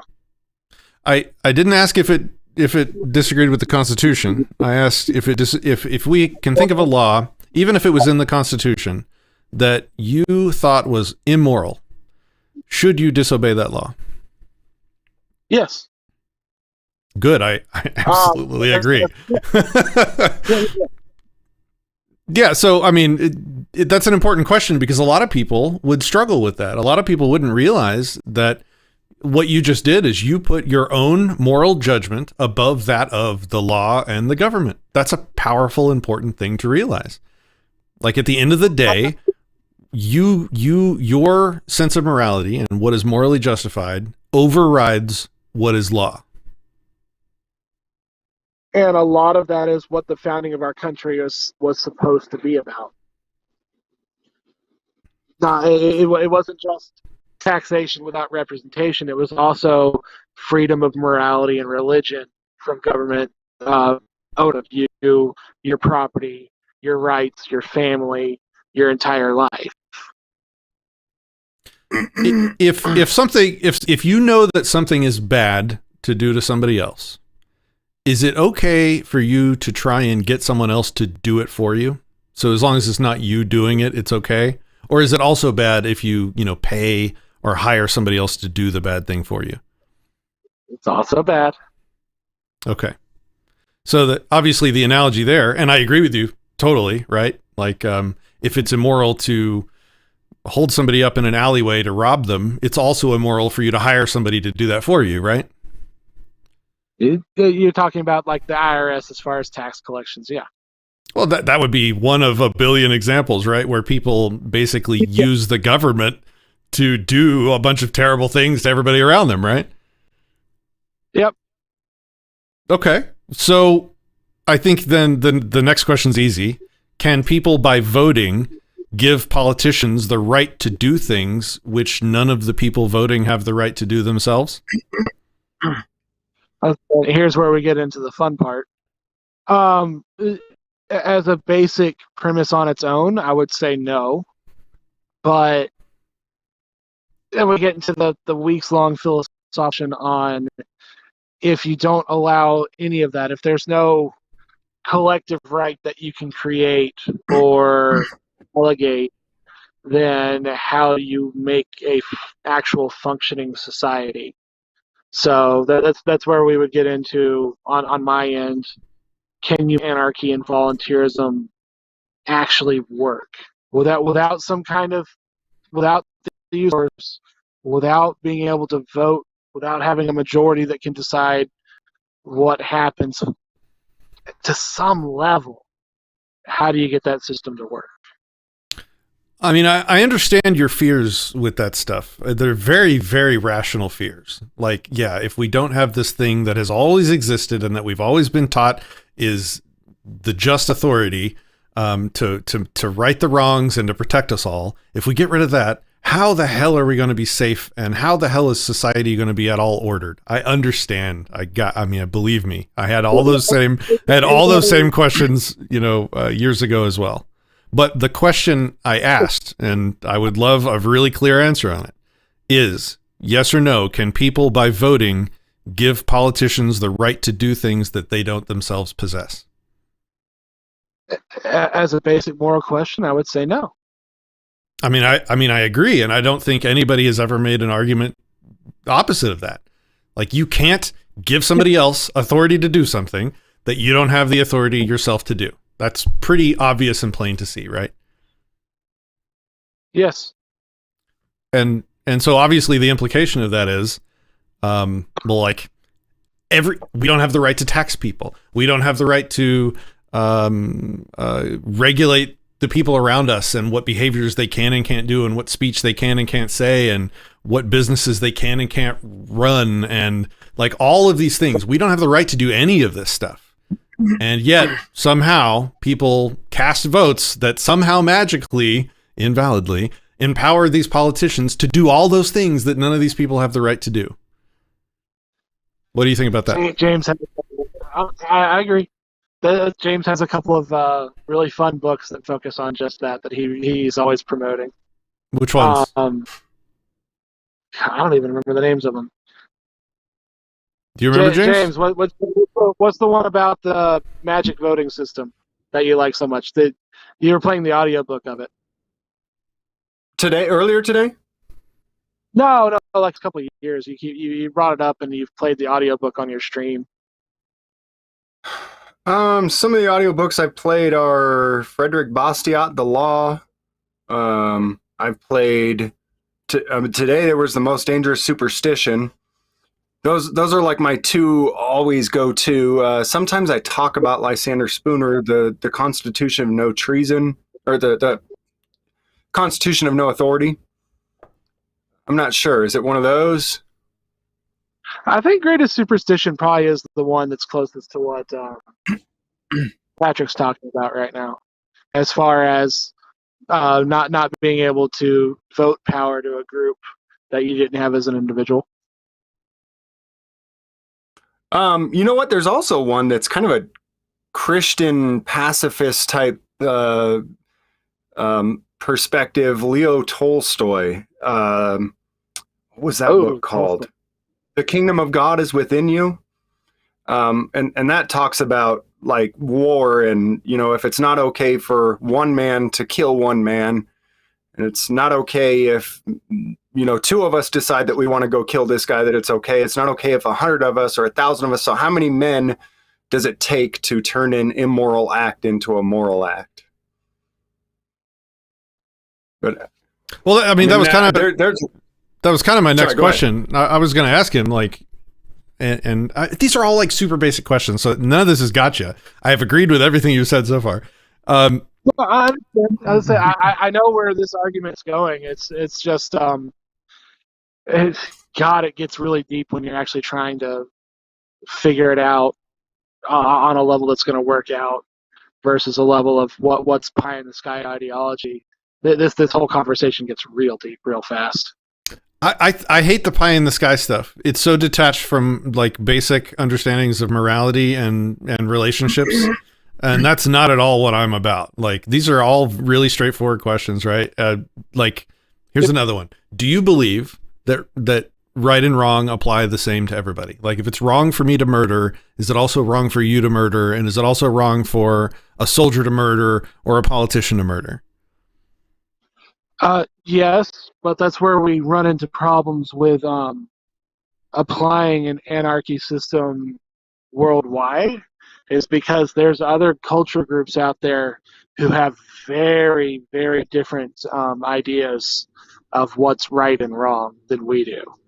So we can agree, whatever the Christian Western society, on what's right and wrong very closely. There's small levels of stuff where we disagree. Stuff like abortion, where is abortion murder or is abortion a right, that kind of thing. But overall, our society is going to agree on the basic moral principles. Well, I'm talking about what you believe, not what they believe in commie China or whatever. Like, you believe that it's just as wrong for you to murder somebody as for the poobah of China or the president of the United States. It's just murder is murder. Absolutely. It's wrong for everybody. Yeah, I mean, obviously, right? Absolutely. Is there any way, and this is kind of the same question, but is there any way in which you can change something that's immoral into something that is moral without changing the act? Like, is there any process or grand dance or, let's say, voting or anything that can make murder not murder or can turn murder into something moral without, like, actually changing the act in question? So, for example, like, I'm taking someone's life non-consensually. Without changing that, what happened? Is there a way to change the moral judgment of it? No, I guess the gray space in there would be what, the death penalty for murdering somebody else. But as a basic principle, no. Yeah. So this is kind of the same thing as the first question, but I mean, is it ever good to break the law? Good to break? If the law is immoral and unjust, yes, it's good to break the law. Oh God. You know, like this is such basic stuff, right? But when I hear other people answer these questions with like the obvious answers, it like, dude, it gets me so pumped. I love seeing people, because most people wouldn't answer the way that you're answering, man. Most people would like put the just authority in the hands of whatever the law is. And like, if the law says it's okay, then it's not good to break the law ever. Like, it's just good to see people thinking for themselves. So I'm glad that's you. I'm pretty educated. I've been involved in politics and ideology since I was in like fucking 5th grade. We're not far apart on all of it. It really is just I've never seen an anarchist come up with a system in real life today that could actually survive, thrive, and even make itself prove to be so superior that other people would start copying it or wanting to join it. That's the point of separation between me being a limited government constitutionalist, they really enthralled with what the founding fathers were trying to do on 75%. Yeah. Versus straight up anarchists. No, I got you. I mean, I was there my whole first half of my life. Believe me, like I understand what you're saying and I understand your fears. Okay, last of my stupid weird questions, and then maybe we can talk about your system, right? So the last question I really have for you is, do you think it's okay for government to force you to fund things that you are morally opposed to? No. I mean, I agree. Would you try and force me to fund something I was morally against? No.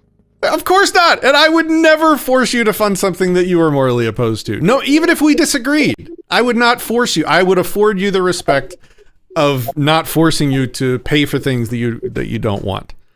So that's where we get into the fun part of things. Like the easiest discussion on that would be paying for the military, right? So if nobody pays for military, let's say if we're talking hundreds or thousands of years ago, people collectively versus independently. Independently, you could have your neighbors have muskets, pitchforks, swords, whatever, and you might be able to survive. But now in the age of high-tech shit, if the other country has a whole bunch of high-tech shit and just wants to fucking kill all of you, and all you've got is rifles, because working independently, that's all you can afford. You can't afford to fly F-15s unless you've got one hell of a group of volunteerists. How does your society survive versus the hostile world out there? Well, I just want to make sure, because it sounds like you walked it back a little bit. Let's say I disagreed with funding the military. Would you force me to fund it? I would not want to, no.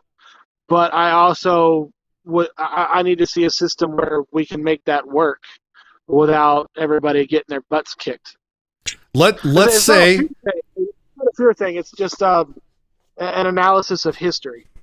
I'm about to spend time answering these practical questions that you have. I just want to make sure, like, morals come before practicalities. And so I want to make sure that we're clear on the morals. And it sounds like we are. Like, you would not force me, even if I didn't have a practical answer for you on how the military would, how collective self-defense would work absent government. Even if I said I don't have any idea, I don't have an answer, would you then force me to fund your conception of collective defense, or would you leave me alone?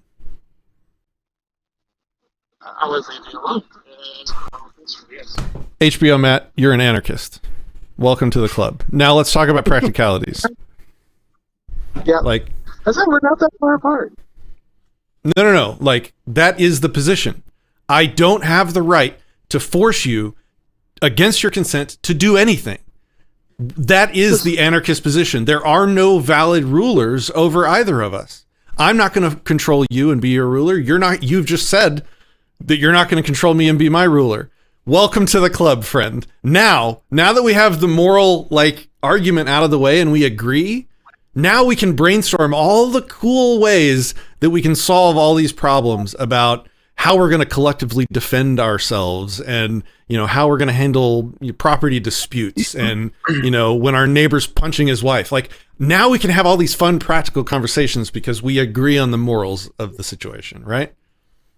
I would absolutely love to create a system that worked like that.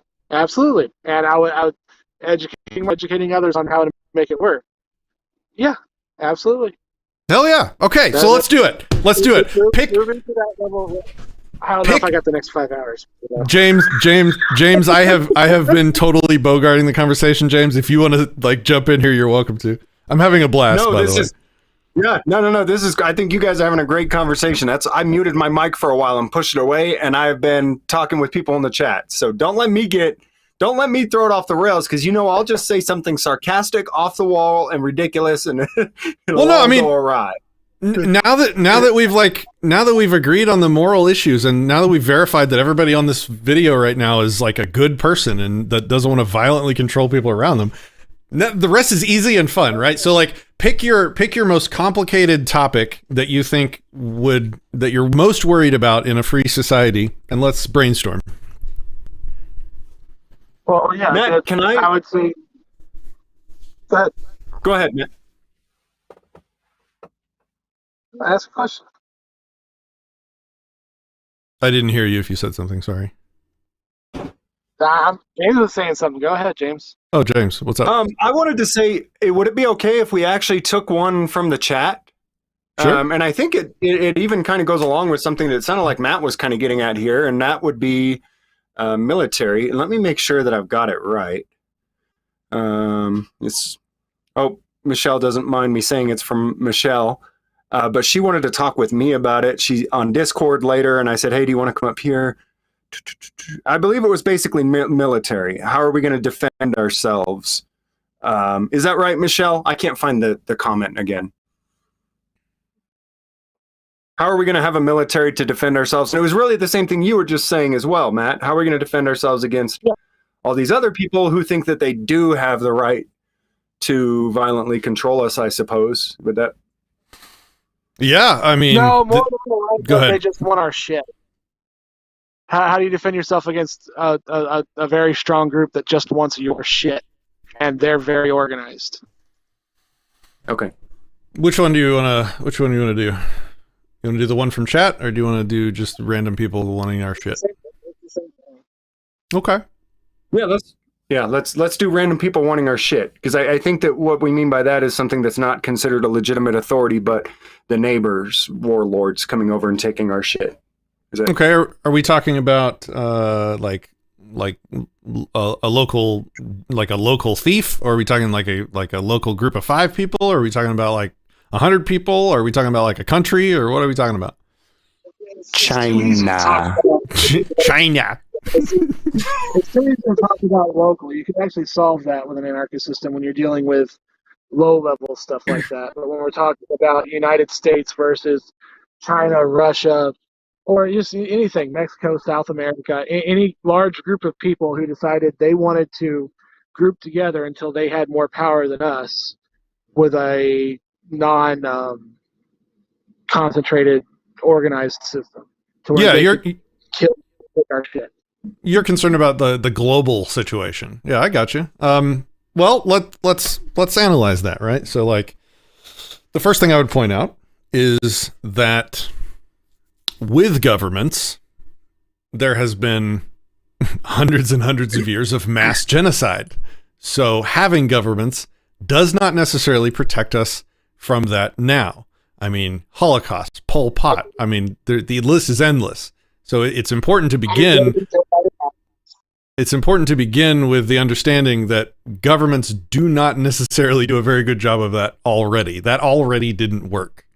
The second thing that might be worth pointing out is that in between intergovernment associations at the global scale are kind of anarchic. There is no global government yet. I mean, they probably are trying to make one, But right now, governments sort of interact, albeit coercively in a lot of ways, because they all think they have the just authority to point guns at their citizens to extract money.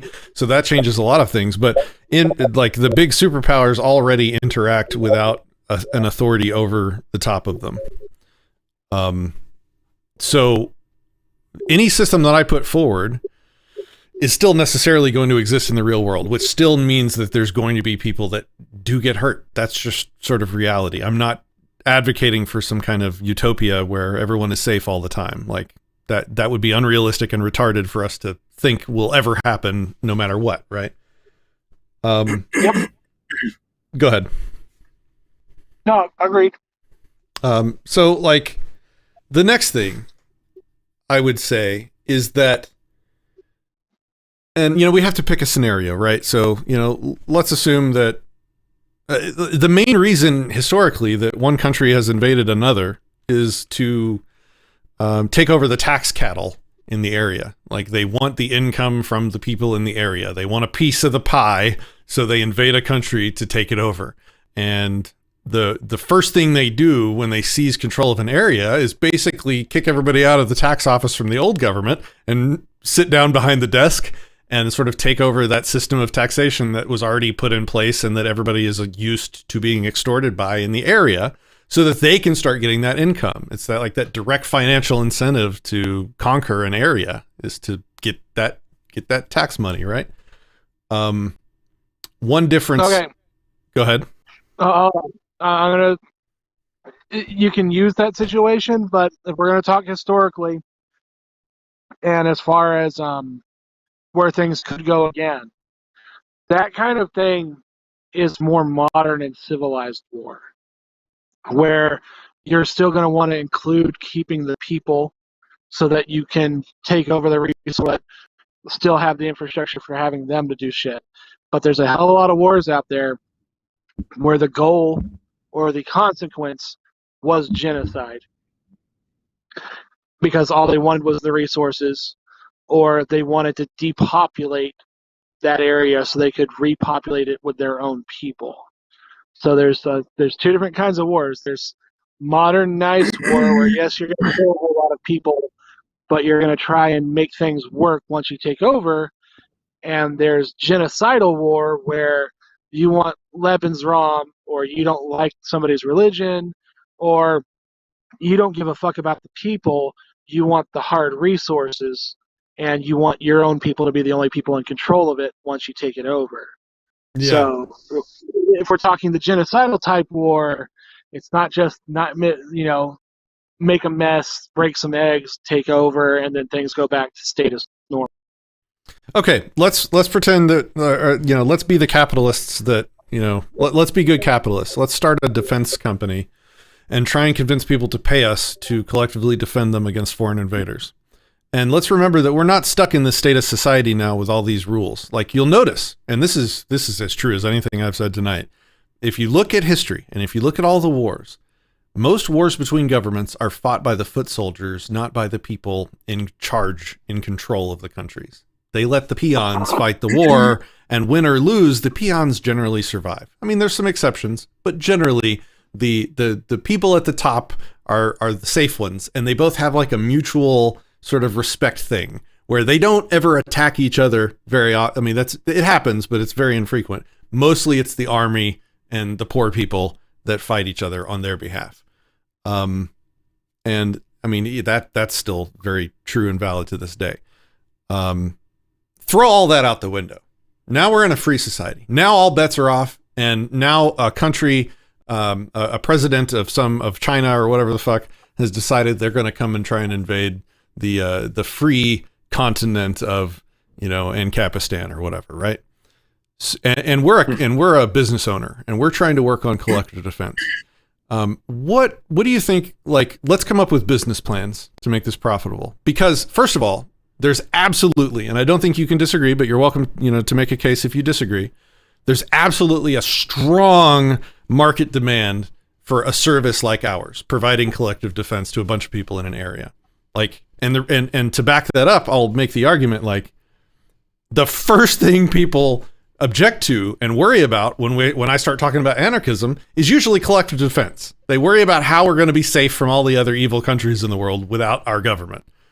And that to me translates into obvious evidence that everybody's worried about that. And if everybody's worried about that, that means there's a really strong market demand to solve that problem. And so we as a company, all we have to do is figure out how to do that to everyone's satisfaction. Would you agree with that so far? It's a possible system to work out. A lot of sci-fi authors have come up with the same kind of thing where you've got, if we're talking where we've spread across space. So you've got mercenary companies out there. So a world doesn't have to maintain a major military on its own. It's whenever they think there's going to be a war or they want to go make a war, they hire capitalist mercenary companies to do it for them. Yeah, but they still obey the sort of unspoken oligarchical rule, where the people at the top, the exceptions are like the small people, like Saddam Hussein. He was the guy that was assassinated, right? Like it's the guys that aren't big enough that are safe, that are not protected by the unspoken rule of warfare. It's like all the big countries that would actually be a threat. The oligarchs in charge of those countries are usually protected by this unspoken rule of, we're not going to just asymmetrically assassinate any leader that has plans to take us over. No. We're going to have this big boots on the ground war where a bunch of poor people die on our behalf, right? And so the big boys follow those rules. Yeah, and the first thing that goes out the window in a free society is stupid rules like that. Like it's the difference between the British Army trying to invade the United States in the Revolutionary War and the farmers that were hiding behind trees and not standing out in the open like the Redcoats did. Like there's extreme utility in asymmetric warfare, and all bets are off if you're going to invade a free group of people. And there's going to be a bunch of companies competing to come up with ways to asymmetrically, for the cheapest cost possible, provide collective defense for a bunch of people. Like for the cost of a $15 a month Netflix subscription, 300,000 people could easily put contracts on the heads of anybody threatening our area. We could easily, come up with free market death-making solutions to take out the leaders of armies threatening us. Hell, here's another idea. Think of GoFundMe, but for assassination contracts for these evil assholes that are threatening us. Like if the king of China started threatening the free state of Ancapistan, and I'm GoFundMe, I'll be like, hey, let's start a GoFundMe. Who wants to chip in $10 a month to get a level 1, reward subscription to the assassination of the king of China? Like, you can't tell me that wouldn't raise $10 million in a week. And you can't tell me that $10 million isn't enough money to kill any human alive on this planet. Like, all I'm saying, I don't need to give you like the perfect solution. All I can say is like the free market's powerful, and ideas like this can go big as long as they're not illegal. Like if Russia threatens us in America now, will the U.S. government allow us to start a GoFundMe to take out what's his name, Putin? Hell no. Hell no.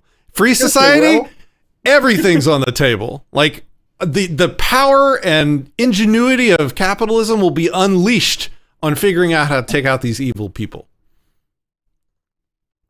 Okay. But then, oh God, we're going to have to get into mad and nuclear weapons, and it's going to be a mess. I know most of the arguments both ways on this stuff.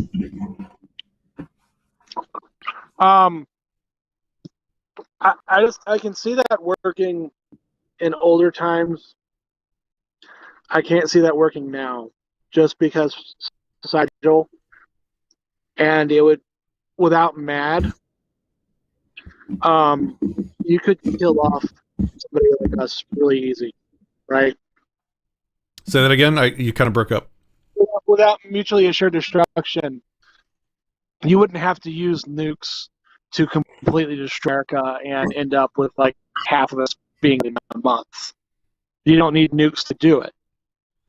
The only reason you're not going to do it is because we can throw nukes at you for doing the thing that didn't need nukes but still going to kill half of us. So in the anarchist society, to have some kind of mutually assured destruction set up, and who controls the nukes, and how do you reasonably make that a safe system that's not going to end up fucking ourselves over? Okay, well, there's some. It gets really complicated when you're talking about modern society and warfare. I don't think it's as complicated as you want it to be. Like a couple things. Number one is you're assuming like nukes will still be the best way to defend, to do mass collective defense. Not sure that that's the case. If unbridled targeted assassinations are on the table, GoFundMe for evildoers, then I'm not sure nukes are even important, because like, are you going to drop, like, even if you're going to threaten Ancapistan with a nuke, and you know that if you hit that launch button, your fate is sealed personally, it's no longer like my country is going to bomb your country, and in exchange your country is going to bomb my country back, and a bunch of individuals are going to die. It's like, no.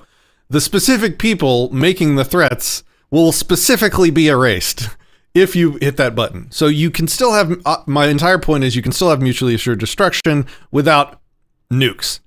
Might be nukes. So that's on the table. Again, we're capitalists. We're running a business. We want to make sure that our customers are actually safe. So if a nuke is required to make a group of people feel safe, what ways could we make our customers trust us with such a terrifying weapon? Maybe it's not possible. Maybe we have to come up with other free market solutions on how to take out bad guys. That's certainly a possibility. But on the other hand, like there's a whole litany of services that already exist in the free market to ensure risky business situations. Things like bonds and insurance companies and auditors and oversight, and there's just a whole long list of checks and balances that corporations already use to to make their customers not need to trust them enough, or trust them fully. What?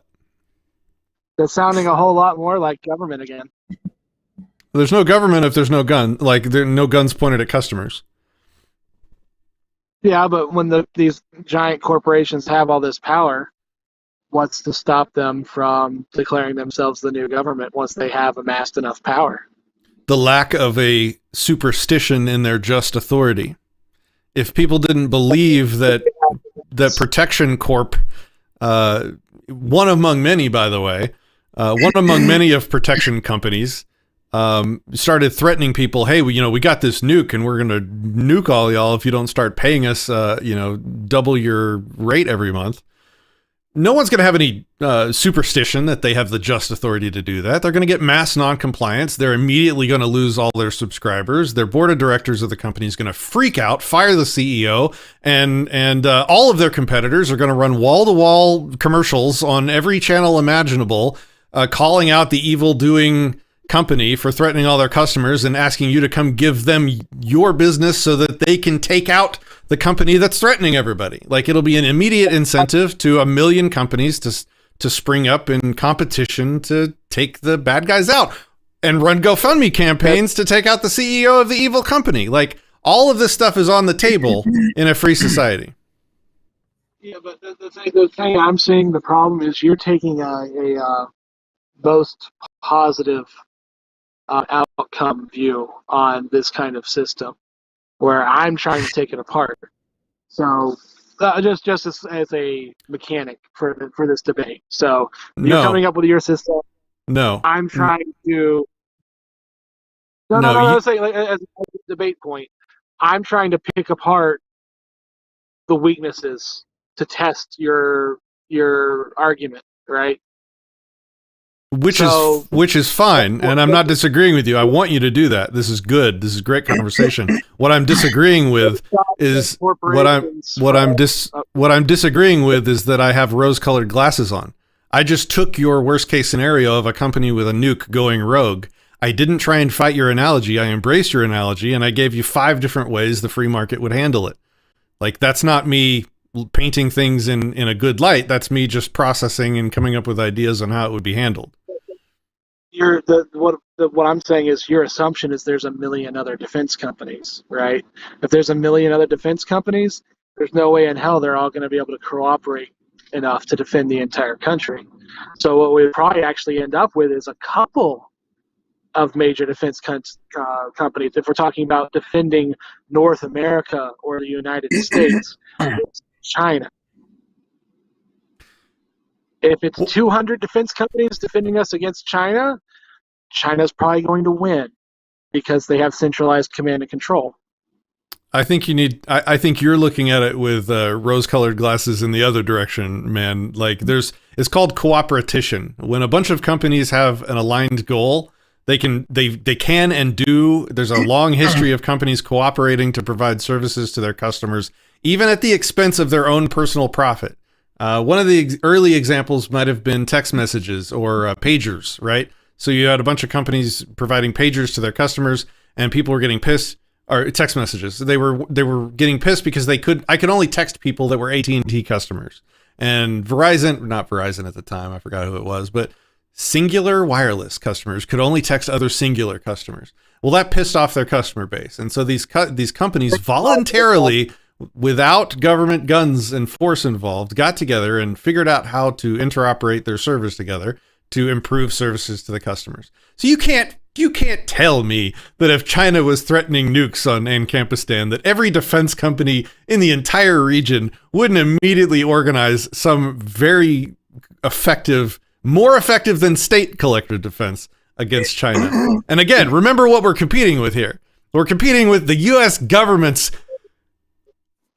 wonderful record of collective defense. I mean, they just do such a good job of, not pissing off the entire world, marching around being the world police. Like, I get, you have to compare apples to apples. We're not comparing nothing to a free society. We're comparing governments to a free society. Governments do the worst job imaginable at collective defense. They create wars in the name of protecting us. They kill people and cause our people to be killed in the name of protecting us. You can't tell me that a free market solution, I'm not claiming it would be perfect, ever. That would be dumb and utopian, but it would definitely be better than the government one. Yeah, there's a lot of what you're saying that would actually work out okay, but I throw the human condition in there, what people actually like to do, what naturally happens to the consolidation of power. People are going to consolidate. It's going to end up consolidating. You might not end up with a one-company monopoly, which is what you're ending up with, a government military. But I think there'd be one hell of a big chance that you're going to concentrate so much power over the years into so few companies on that kind of thing, where you're going to end up with a new government, except it's going to be that corporation that's the government. And it's not an instant takeover. It'll be influence of the people and a slow roll. But I think you starting from that anarchist point, you would still end up with some kind of government out of it, because that's what people are going to end up creating. Do you know how many times I've had this collective defense conversation? Like, Probably I don't know. A lot. I don't know, like 200. And do you know what percentage of those 200 times people have said exactly what you just said? That the corporation would probably, it's like 95% of them have brought up this concern. Do you know what that means? It means in a free society, the first job any company, any CEO of a collective defense company is going to have to solve is that fear that you're bringing up. So rather than just like throw reasons why you don't think it'll work at me, switch roles. Like, actually think about it. You're a CEO. You're trying to convince customers to pay you a subscription to provide collective defense. And their number one freaking fear that they're worried about with giving you their money is that you're going to become a government and turn around and start controlling them. Instead of just poo-pooing on liberty, just for a moment, put yourself in the shoes of a CEO actually trying to solve that problem. How would you convince me as a customer to give you my money? How are you going to guarantee that you're not going to become a warlord? That's what I don't have an idea on how you can do that, because humanity is just so fucked up. And that's one of the reasons why I don't think anarchism would eventually work out, because we're just as human beings, we're not there, man. We're imperfect beings that aren't capable of functioning like that yet. So you're not. I'm not asking you to evaluate the situation. I'm asking you to put yourself in a CEO's shoes. Try solving the problem. Off the top of my head, I really can't think of anything that's going to work on a generational level. A lot of think people. Of things you could. While that CEO, while that one person is in charge, and could have some kind of reputation and ethic that would make things work over generations, over decades, people change, man. It'd be really hard to. I mean, that's why this shit happens. Is generation to generation, our society's going to change. So it couldn't even be that the CEO could come up with some awesome fucking plan for guaranteeing the people that shit's not going to happen. But then 50 years, 100 years down the road, the people have changed. So now that system doesn't work anymore. That's where we're at here in America right now. Well, versus 200 years now. Well, that's what happens when you point guns at people with governments. They grow and evolve over generations into tyrannies. We're not talking about that situation. We're talking about free association, where I have to beg and plead and make guarantees to my customers and provide valid functional services to my customers. Otherwise, they cancel their subscription overnight, and the board of directors freaks out and fires me. Not everybody has to have a mind for entrepreneurism to figure this out. But I mean, just off the top of my head, man, like, what if let's come up with ideas on how we can make people feel safe, right? So like, what if I invited my competitors? What if I got together what if I had an open door policy to any competing defense company, that I would open up all of my books and all of my facilities to my competitors, who are effectively my enemies, not violently, but certainly my enemies in the market, to everything. And I would let any competitor come in and inspect all of my books and all of my equipment and all of my facilities and review all of my policies and procedures, looking for dirt, which they would then immediately use to run wall-to-wall commercials to discredit my company and steal my customers. And that was my policy, because I was that confident that we're doing it right, that I would earn your business by opening my doors to be audited by my competitors, which is like the worst case scenario. And then any competitor that didn't do the same and reciprocate and allow me to come in and inspect their stuff, well, then I could just run commercials saying, hey, what are these guys doing? They're not letting us come in and audit it. We got to have an open door policy. Like, you just gotta try for a moment thinking of yourself as a business owner, trying to convince people on how you can do this. Like, if my competitors are auditing me, it's going to be pretty hard for me to become a warlord, certainly. And unless you've got some kind of absolute technical advantage over the rest of the world, you just got your ass blown away, because every foreign country now knows your fucking radio codes and your satellite communication system. I'm not sure you know how OPSEC would work, right? Like, they can audit our systems without also getting our encryption keys. Not really. You're going to have some secret communication server where you can plot your evil plans and nobody's ever going to know it. Okay, so you have another market problem that I have to solve. So companies come in and audit me, and they're concerned because they don't have my encryption keys, and they want to figure out a way. So all you're doing is bringing up new market problems to solve, and just crossing, and you're sitting on your hands and being like, okay, Patrick, solve this next problem that I thought of. I'm saying, dude, the free market can and has solved problems way more complicated than the stuff you're bringing up. Like, you put the profit motive behind this stuff, and you tell 100 CEOs that they don't have a company unless they solve these problems are going to get solved. And they're going to get solved without the constant conflict of interest that the U.S. government has, and without pointing guns at literally everyone, forcibly extracting resources from them to pay for the worst war machine that's ever existed in the history of anything. That's what we're comparing against, right? The worst that has ever existed, statism, war machine, to free market solutions and CEOs. So just for a second, try and open your mind to thinking of solutions rather than problems, because all these problems have solutions. I'm completely open to it, man. I really don't see humanity being able to maintain that system. Say that they can't. Say that they can't. Ad arguendo. Say that they can't maintain that system. Does that justify forcibly controlling everyone? No, I don't see a better system that's going to end up with a different outcome. I think if we try the full anarchism, which there's a whole other argument on how you would actually get this to be implemented in the first place. Where do you start? How do you switch over? Let's not change the topic. Let's not change the topic. Yeah, I was saying it's a completely different topic, so that we'd have to do a different show on that. So I guess in conclusion, I'll book in the topic. I'll book in the conversation on this topic, and then I'll give you the last word on it. Maybe we can move on to something else for now, and we can chat more later. Can I add another question from the chat? Well, let me just say this, and then give him and then we can do that. Is that cool? Yeah. The point is, and I think we agree on this, right? The moral becomes before the practical. So even if all of the stuff we've talked about won't work intergenerationally, it doesn't matter. It doesn't matter how the cotton's going to get picked 3 generations from now. Slavery is immoral. Free people.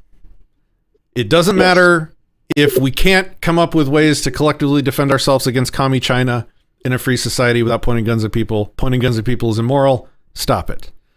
It's like once we've moved past that moral question and decided that this government coercion is wrong, now we can focus on coming up with solutions. And yeah, there's tons of problems, but the free market is an amazing beast, and it has solved so many problems that were way harder than encryption keys of defense companies. So I'll leave it there. You want to have the last word, and then James can read a comment? Yeah, I would absolutely love to work towards it, man. It's one hell of a long conversation trying to figure out a way that's going to work, where you're going to start, where you're going to end up, how it actually practically would you get that system to work? Because how the heck are we going to convince 350 million people to go along with that without having a destroyed society to start from? Or I mean, how in the world would we transfer from what we've got now to what you're talking about? And that's where I get to the point of I think this is going to end up more along the lines of we're dead and gone, and it's 3 generations from now trying to start over from scratch or from half scratch on a new system. We can include a lot more of this stuff and go for another round. But I think we're practically, as a species, we're hundreds of years away, maybe thousands of years away from having a situation where what you're talking about would have a chance of surviving, thriving, and actually working, versus just being another government, or starting out the right way but just becoming another government eventually.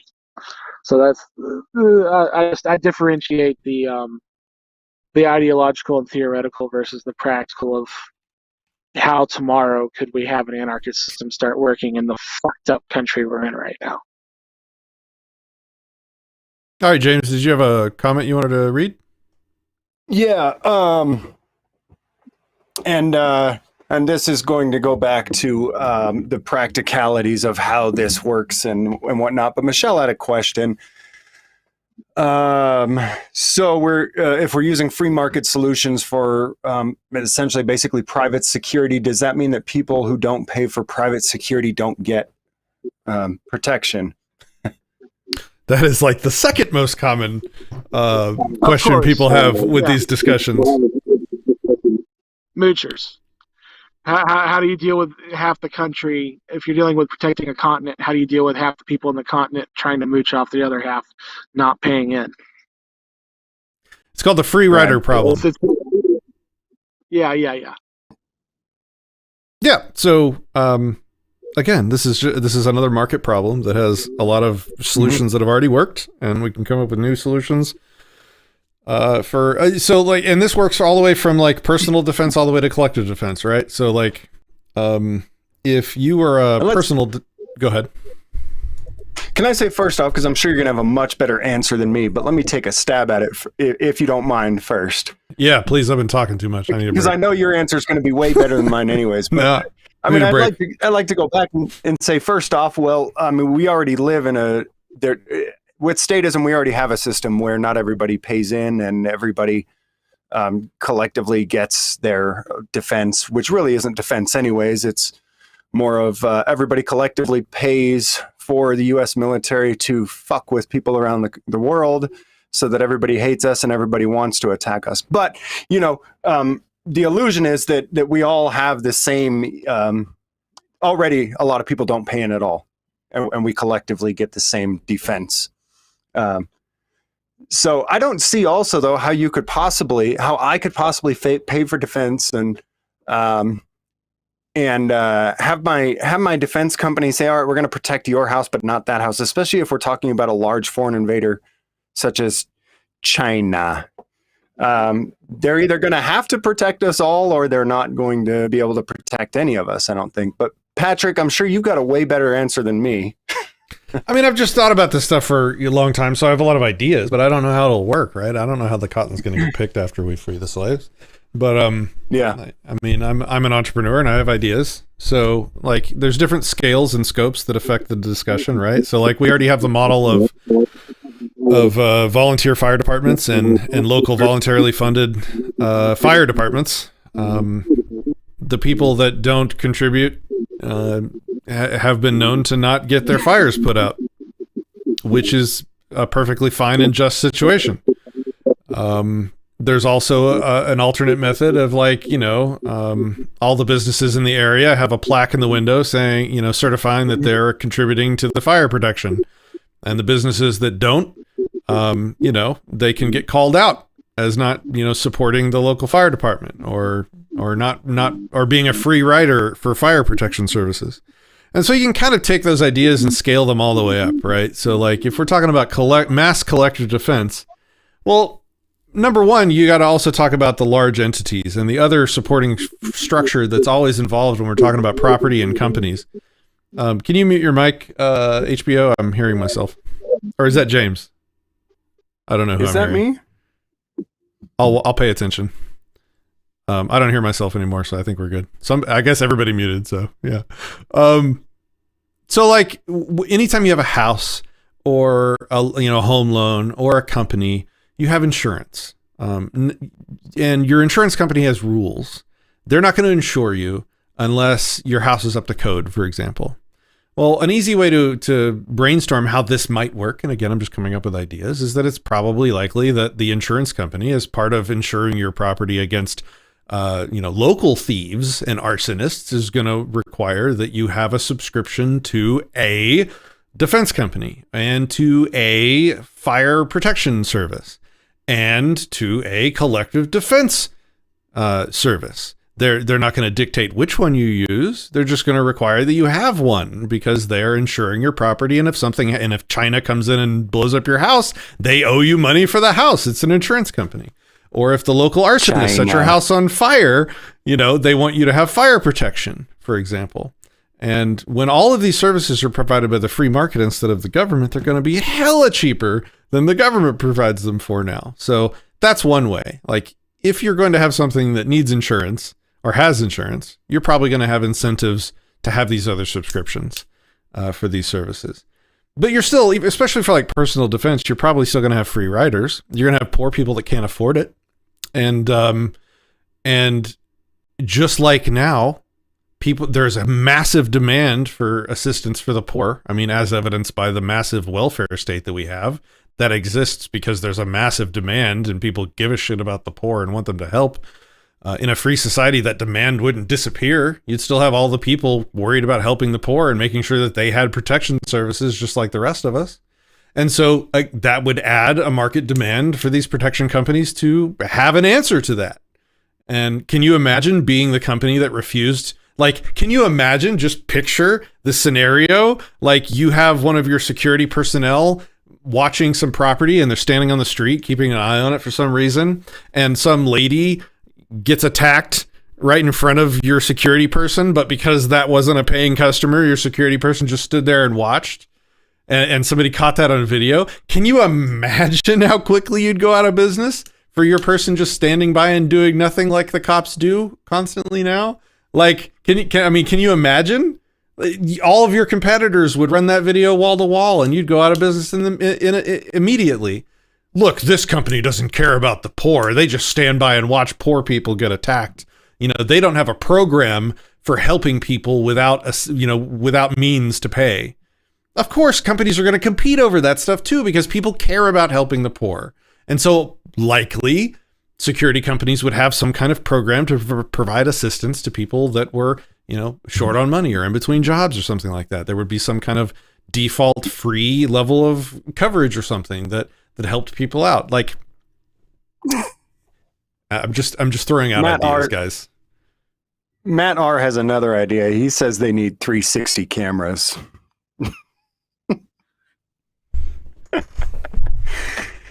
Oh.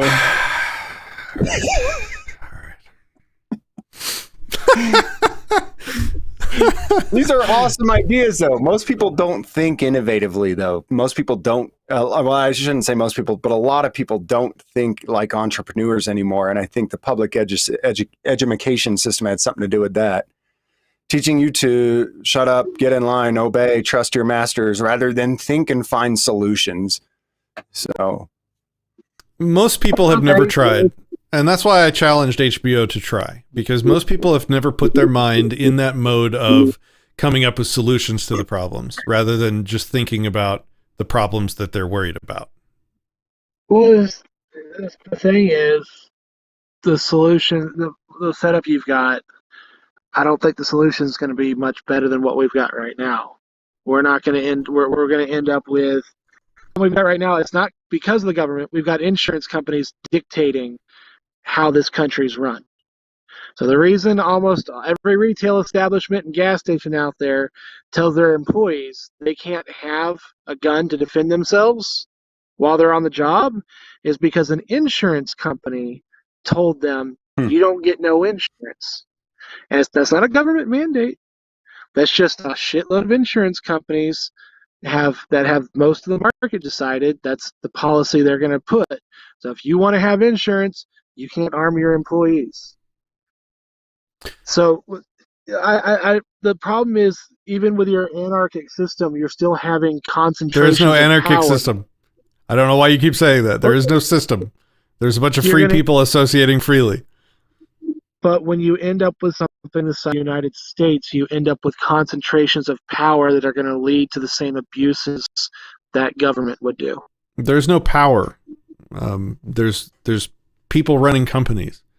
There's no guns involved. No one's forcing any. Like, look, if you want to run a gas station and nobody's going to give you insurance unless you disarm your employees, number one, that's not force and that's not power. You can choose whether you want insurance. And if that's how it works out, then that's how it works out. You can self-insure as well. Or you can start your own insurance company. If there's enough people that are pissed off about disarming their employees at their gas stations, then they're going to get together and start an insurance company that doesn't have that dumb rule. And if enough people want it, they're going to outcompete the ones that do. Like, there's nothing to stop you. Unlike now where the government controls they're a huge gatekeeper to the entire insurance scam. Like, you want to become an insurance company? Here's a book of regulations that you have to solve for first. And it's impossible to compete in the market because they've pulled the ladder up behind them. The massive insurance companies have pulled up the ladder behind them. But without a government releasing all these regulations and controlling people, if at the moment a large insurance company pissed enough people off, they would immediately create competition for themselves. Okay, but is the major mainstream liberal media making people watch their stuff at the point of a gun? Or did we just end up with a lot of the most major tech companies and media companies being led by people who all had one set of opinions and decided to indoctrinate the people in a certain worldview and present them with only certain kinds of information? Did they do that at the point of a gun? Yes. Or did they do that because they amassed power? Point of a gun. On the corporate. Where? The FCC. You have to have political friends to get spectrum to broadcast on, and only certain and the government gatekeeps who can broadcast on what frequencies, and that's how you got the large media conglomerates you have today. Is the people that were politically connected got the licensing they needed to broadcast their propaganda, and if your propaganda disagreed with the government propaganda, guess what? It was hard for you to get a license, and you can't compete. Okay, I can see that to a certain point, but I mean, the whole culture decided they wanted to go one way. So we ended up with a whole lot of other shit on the corporation side going that way. I don't see how that can happen all over again. Just because, I mean, if we're all paying freely for these different companies, how do we not have tyranny of the majority started going over again? So if a large majority of the country decides they want to associate with Corporation A, and then that Corporation A ends up being, or other corporations like it end up being 90% of what's available in the country, you can end up with tyranny of the majority all over again. And it won't be just, well, since it's no government and there's no guns being pointed at each other, you're not going to be able to force somebody else, but you're going to end up with the majority of the country being able to effectively silence the rest of the country just because they all think the same way. I think you're misusing the word tyranny. Tyranny typically means a government that forces people to do things. If a company outcompetes everyone else and wins in the market through competition, that's not tyranny. If all your neighbors prefer Netflix over Hulu, that's not tyranny. And if all your neighbors preferring Netflix over Hulu somehow limits your options in the market, that's not tyranny. I'm not ever claiming I have utopia here, man. Like, this is not utopia. People suck. There's going to be problems, but these problems are all less severe and less deadly than the problems we get with the coercion of government. I like how you actually said coal. Yeah, I think that's where we would end up arguing is it really going to be that much better versus the government system, and I'm just not convinced of that yet. Okay, well, here's how it's going to be better. Literally every person in the country has guns pointed at them 24/7, extorting them in 17 ways from Sunday. Day one in free society, all of that coercion disappears. Everyone is not extorted 24/7.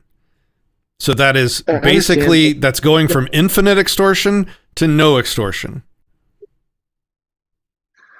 Okay, that's a whole other argument we'd have to have on actually how do you transition that in the real world, make that transition happen.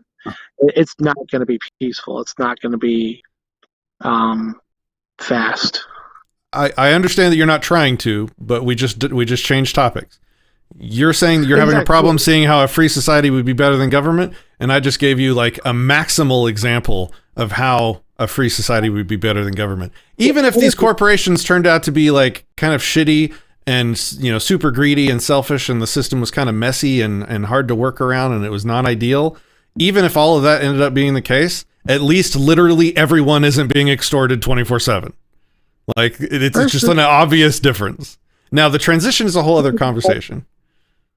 I'll say it one last time. I don't think humanity is ready for it. So I think if we actually tried it anytime soon, we'd end up back in the same hole we're going to end up with every government for a while as a human species. I swear, talking about this, spreading it, getting the word out, yes. Actually getting it into effect. God, that's the point where I just don't see it happening. You don't see a lot of stuff happening, but I invite you to become part of the solution and help us wake people up. That's what I do on this channel. Exactly. Listen, that's why I'm on here talking about it. I just want to be the voice. I'm the voice of caution on this kind of stuff, because if you get people so excited, so into some new ideology, and then they go out and try to make it happen and end up getting themselves fucked over because they thought they could really change the world just by themselves, you end up with things like auditors getting their asses arrested and thrown in jail because they thought there was some magic word they could say. Well, okay. Let's talk about this transition fear. Let's assume ad arguendo that your worst fears are realized. And if we were to transition, like it just ended up being absolutely terrible, terrible on the level of like, let's say a civil war over slavery. Are you saying that we should keep slavery around to prevent that war? No. Of course not. Of course not. Right. Yes. After the Civil War, we damn near ended up getting our asses invaded and kicked by outside countries. Now, we didn't do that, but a lot of other countries who went through civil wars, that is what happened to them. So, does that justify maintaining slavery? No. Okay. So why do you keep bringing up this fear of transition if it doesn't matter? Like, we still need to free the slaves. So yeah, the transition might be messy. Maybe it might be peaceful. Maybe we don't know, but it doesn't matter because slavery is immoral. Well, okay, let me put it this way. When we kicked off the Civil War over slavery, there was a chance of winning. I think if you kicked off the revolution or the complete anarch-free system right now, you wouldn't stand a chance in hell. I'm not advocating a revolution, so I'm not going to defend that position. Yeah. I would say that's where the difference would be, is when you kick off the Civil War over slavery, there was actually a chance of winning and stopping the slavery. Right now, we're not at the point where we could actually try and change the government and get rid of it. And yeah, there you go. Yeah, so the thing that needs to change is the superstition I keep talking about. Until we break that superstition in enough people's minds, even if we successfully deleted the government today, they would just go and create another one tomorrow because they still think they still think there's just authority in governments. So I'm not interested in like a revolution to end the government. That would be dumb. They would make a new one tomorrow. I'm interested in waking people up to the superstition and erasing that superstition in people's minds. There is no such thing as involuntary just authority in any government. There is no such thing. Which is why I'm out there talking, let's just say on the auditor side. Hell yeah. Always cautioning people about how far they can actually take things and what you can effectively do, because I don't want to tell everybody, all right, we should be able to record everywhere all the time in every place that's open to the public eye and go out and do it. And then they go into the courthouse and get their asses thrown in contempt of court for a couple months. Yep. Right? You gotta make sure while you're out there trying to make that change that you're not throwing a bunch of idiots to the wolves. So you're saying that we shouldn't tell people the truth because people are too stupid to be able to handle the truth? I'm sorry. No, say tell people the entire truth. So you tell them this is what we want to do, this is what we should move towards, but don't be that guy who's going to jump out there thinking you're invincible and going to change the world by just you throwing a video camera out there or doing whatever, because then you get people hurt and killed for nothing. Well, unlike this alleged auditing thing, I do not know a single anarchist who thinks that that the ideas of anarchy will be spread by violently overthrowing a government. Well, the commies that call themselves anarchists do, but they're not actual anarchists. So, yeah. Because I think every single one of us, I even said it earlier today when I was talking about the statists that are, they don't respect the alleged authority of the feds, but they still, think that this other people on the local level are authority. Right. If we were to overthrow it, they would rebuild another one tomorrow morning, the same exact thing. So I don't think any anarchist is advocating for that. Yeah, which is why I like to split these discussions or make very clear what our goals are, what the ideology is, what the philosophy is, versus what's practical right now, what you can't effectively do, and how do we move forward? How do we advance? I just like to be clear. Matt R says he doesn't actually know another anarchist. Dude, join our Discord server. You'll meet a whole bunch of them. And we tonight was supposed to be a movie night, actually, but we'll actually we're gonna have a movie night after the stream in our Discord. Screw it. I don't care if I'm up till 5 a.m. So join our Discord server. Go ahead. No, sorry. Go ahead. I totally interrupted you. I was just pimping our Discord server. We're gonna have a movie night after the stream. I don't know what movie we're gonna watch yet. We have a long list that we pick from. Every Saturday night, or usually around 10:30 Central, we have a movie night, and we watch the movie, and then afterwards we have a philosophical discussion about it. So if you want to join us, you're welcome to do that. Link in the description. Disenthrall.me/Discord. Sorry, James, go ahead. No, that's all right. This is why I always keep Matt around and love discussing things with him. Matt, I'm really glad you came on and talked about this stuff, because a lot of the practical questions that you're asking, I have the same questions. And so a lot of the things that you asked, I went, oh yes, I mean, of course, it still doesn't negate the fact that, like Patrick said, we should still free the slaves. And yeah, going over some of these practical things at the point where enough minds are freed, I guess, that we realize that this statism thing is not legitimate, that their authority isn't real. I mean, it'll be fun to go over those solutions when the time comes. Oh, Matt, it's a lot easier. It's a lot easier to convince slaves that they want to be free when they're being murdered, worked to death, their children are being stolen, versus when they're living a comfortable life, which is why we're at the step 6.5 of the 7 steps of democracy about to fuck over, because we're a bunch of lazy, entitled fucks who don't know what a hard life is. That's what I would hate, though, is that after this collapses, people are still under the same beliefs, the same superstitions. And so after it self-collapses, not because we overthrow it, but after it collapses on itself, that these ideas haven't been spread. That's what I would fear, that these ideas haven't been spread. And after it collapses, we do say, all right, well, who should be our new master since the old one died? What are you, retarded? So I know you're not retarded, but what are you, Down syndrome?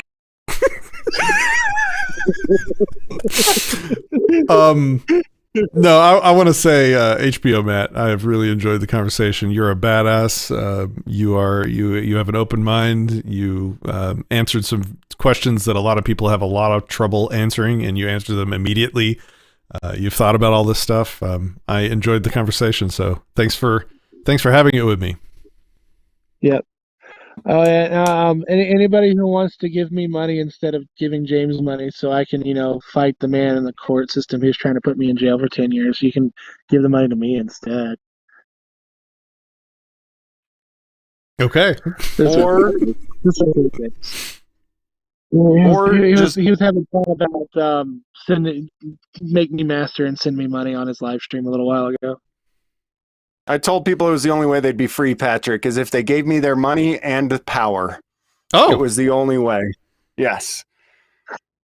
Nobody was convinced. I made no money and nobody gave me power. Where's all your money gone, Donnie? Taxes 9 and 11. I know this one. Let me fix my houses. But it's okay. It's part of the game. No, it's not. It's not fun. It's not fun to what? It's the worst part of the game. Oh, it's what? Taxes. God, I love it. I bet number 2 on your discussions, Patrick, after the collective defense is who pays for the roads, right? Oh, yeah. I got one for that, too. Hold on. How many times is it that we say we oppose taxation, and the first goddamn level 1 rookie childish kindergarten ass argument that you throw out there is, what about the roads? You somehow think that the thing that's gonna stump us and be like, damn, fuck this libertarian shit, is the motherfucking roads. Damn, I need to get over there. What if we built a goddamn flat space? Them bitch ass roads. Fuck them hoe ass roads, man. How about we build a flat space?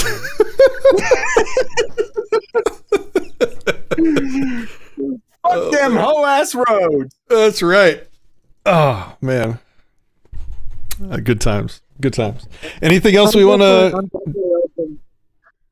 For tonight, I think we've gone long enough. But I'm definitely willing to come back on and chat any of this kind of stuff because there's too many goddamn pussies out there who can't take a bare knuckle brawl argument, and it's really annoying. Yeah, I don't like having debates. I like having discussions, and this was definitely a good discussion. Like we were both trying to find answers. It was good. And hey, welcome to the fold, fellow anarchist. Good to have you. Oh yeah, I'm already on enough lists. That's what James always break me. Medium status. You buy those NFA items, and I'm like, dude, I'm on so many lists I don't care anymore. Nice.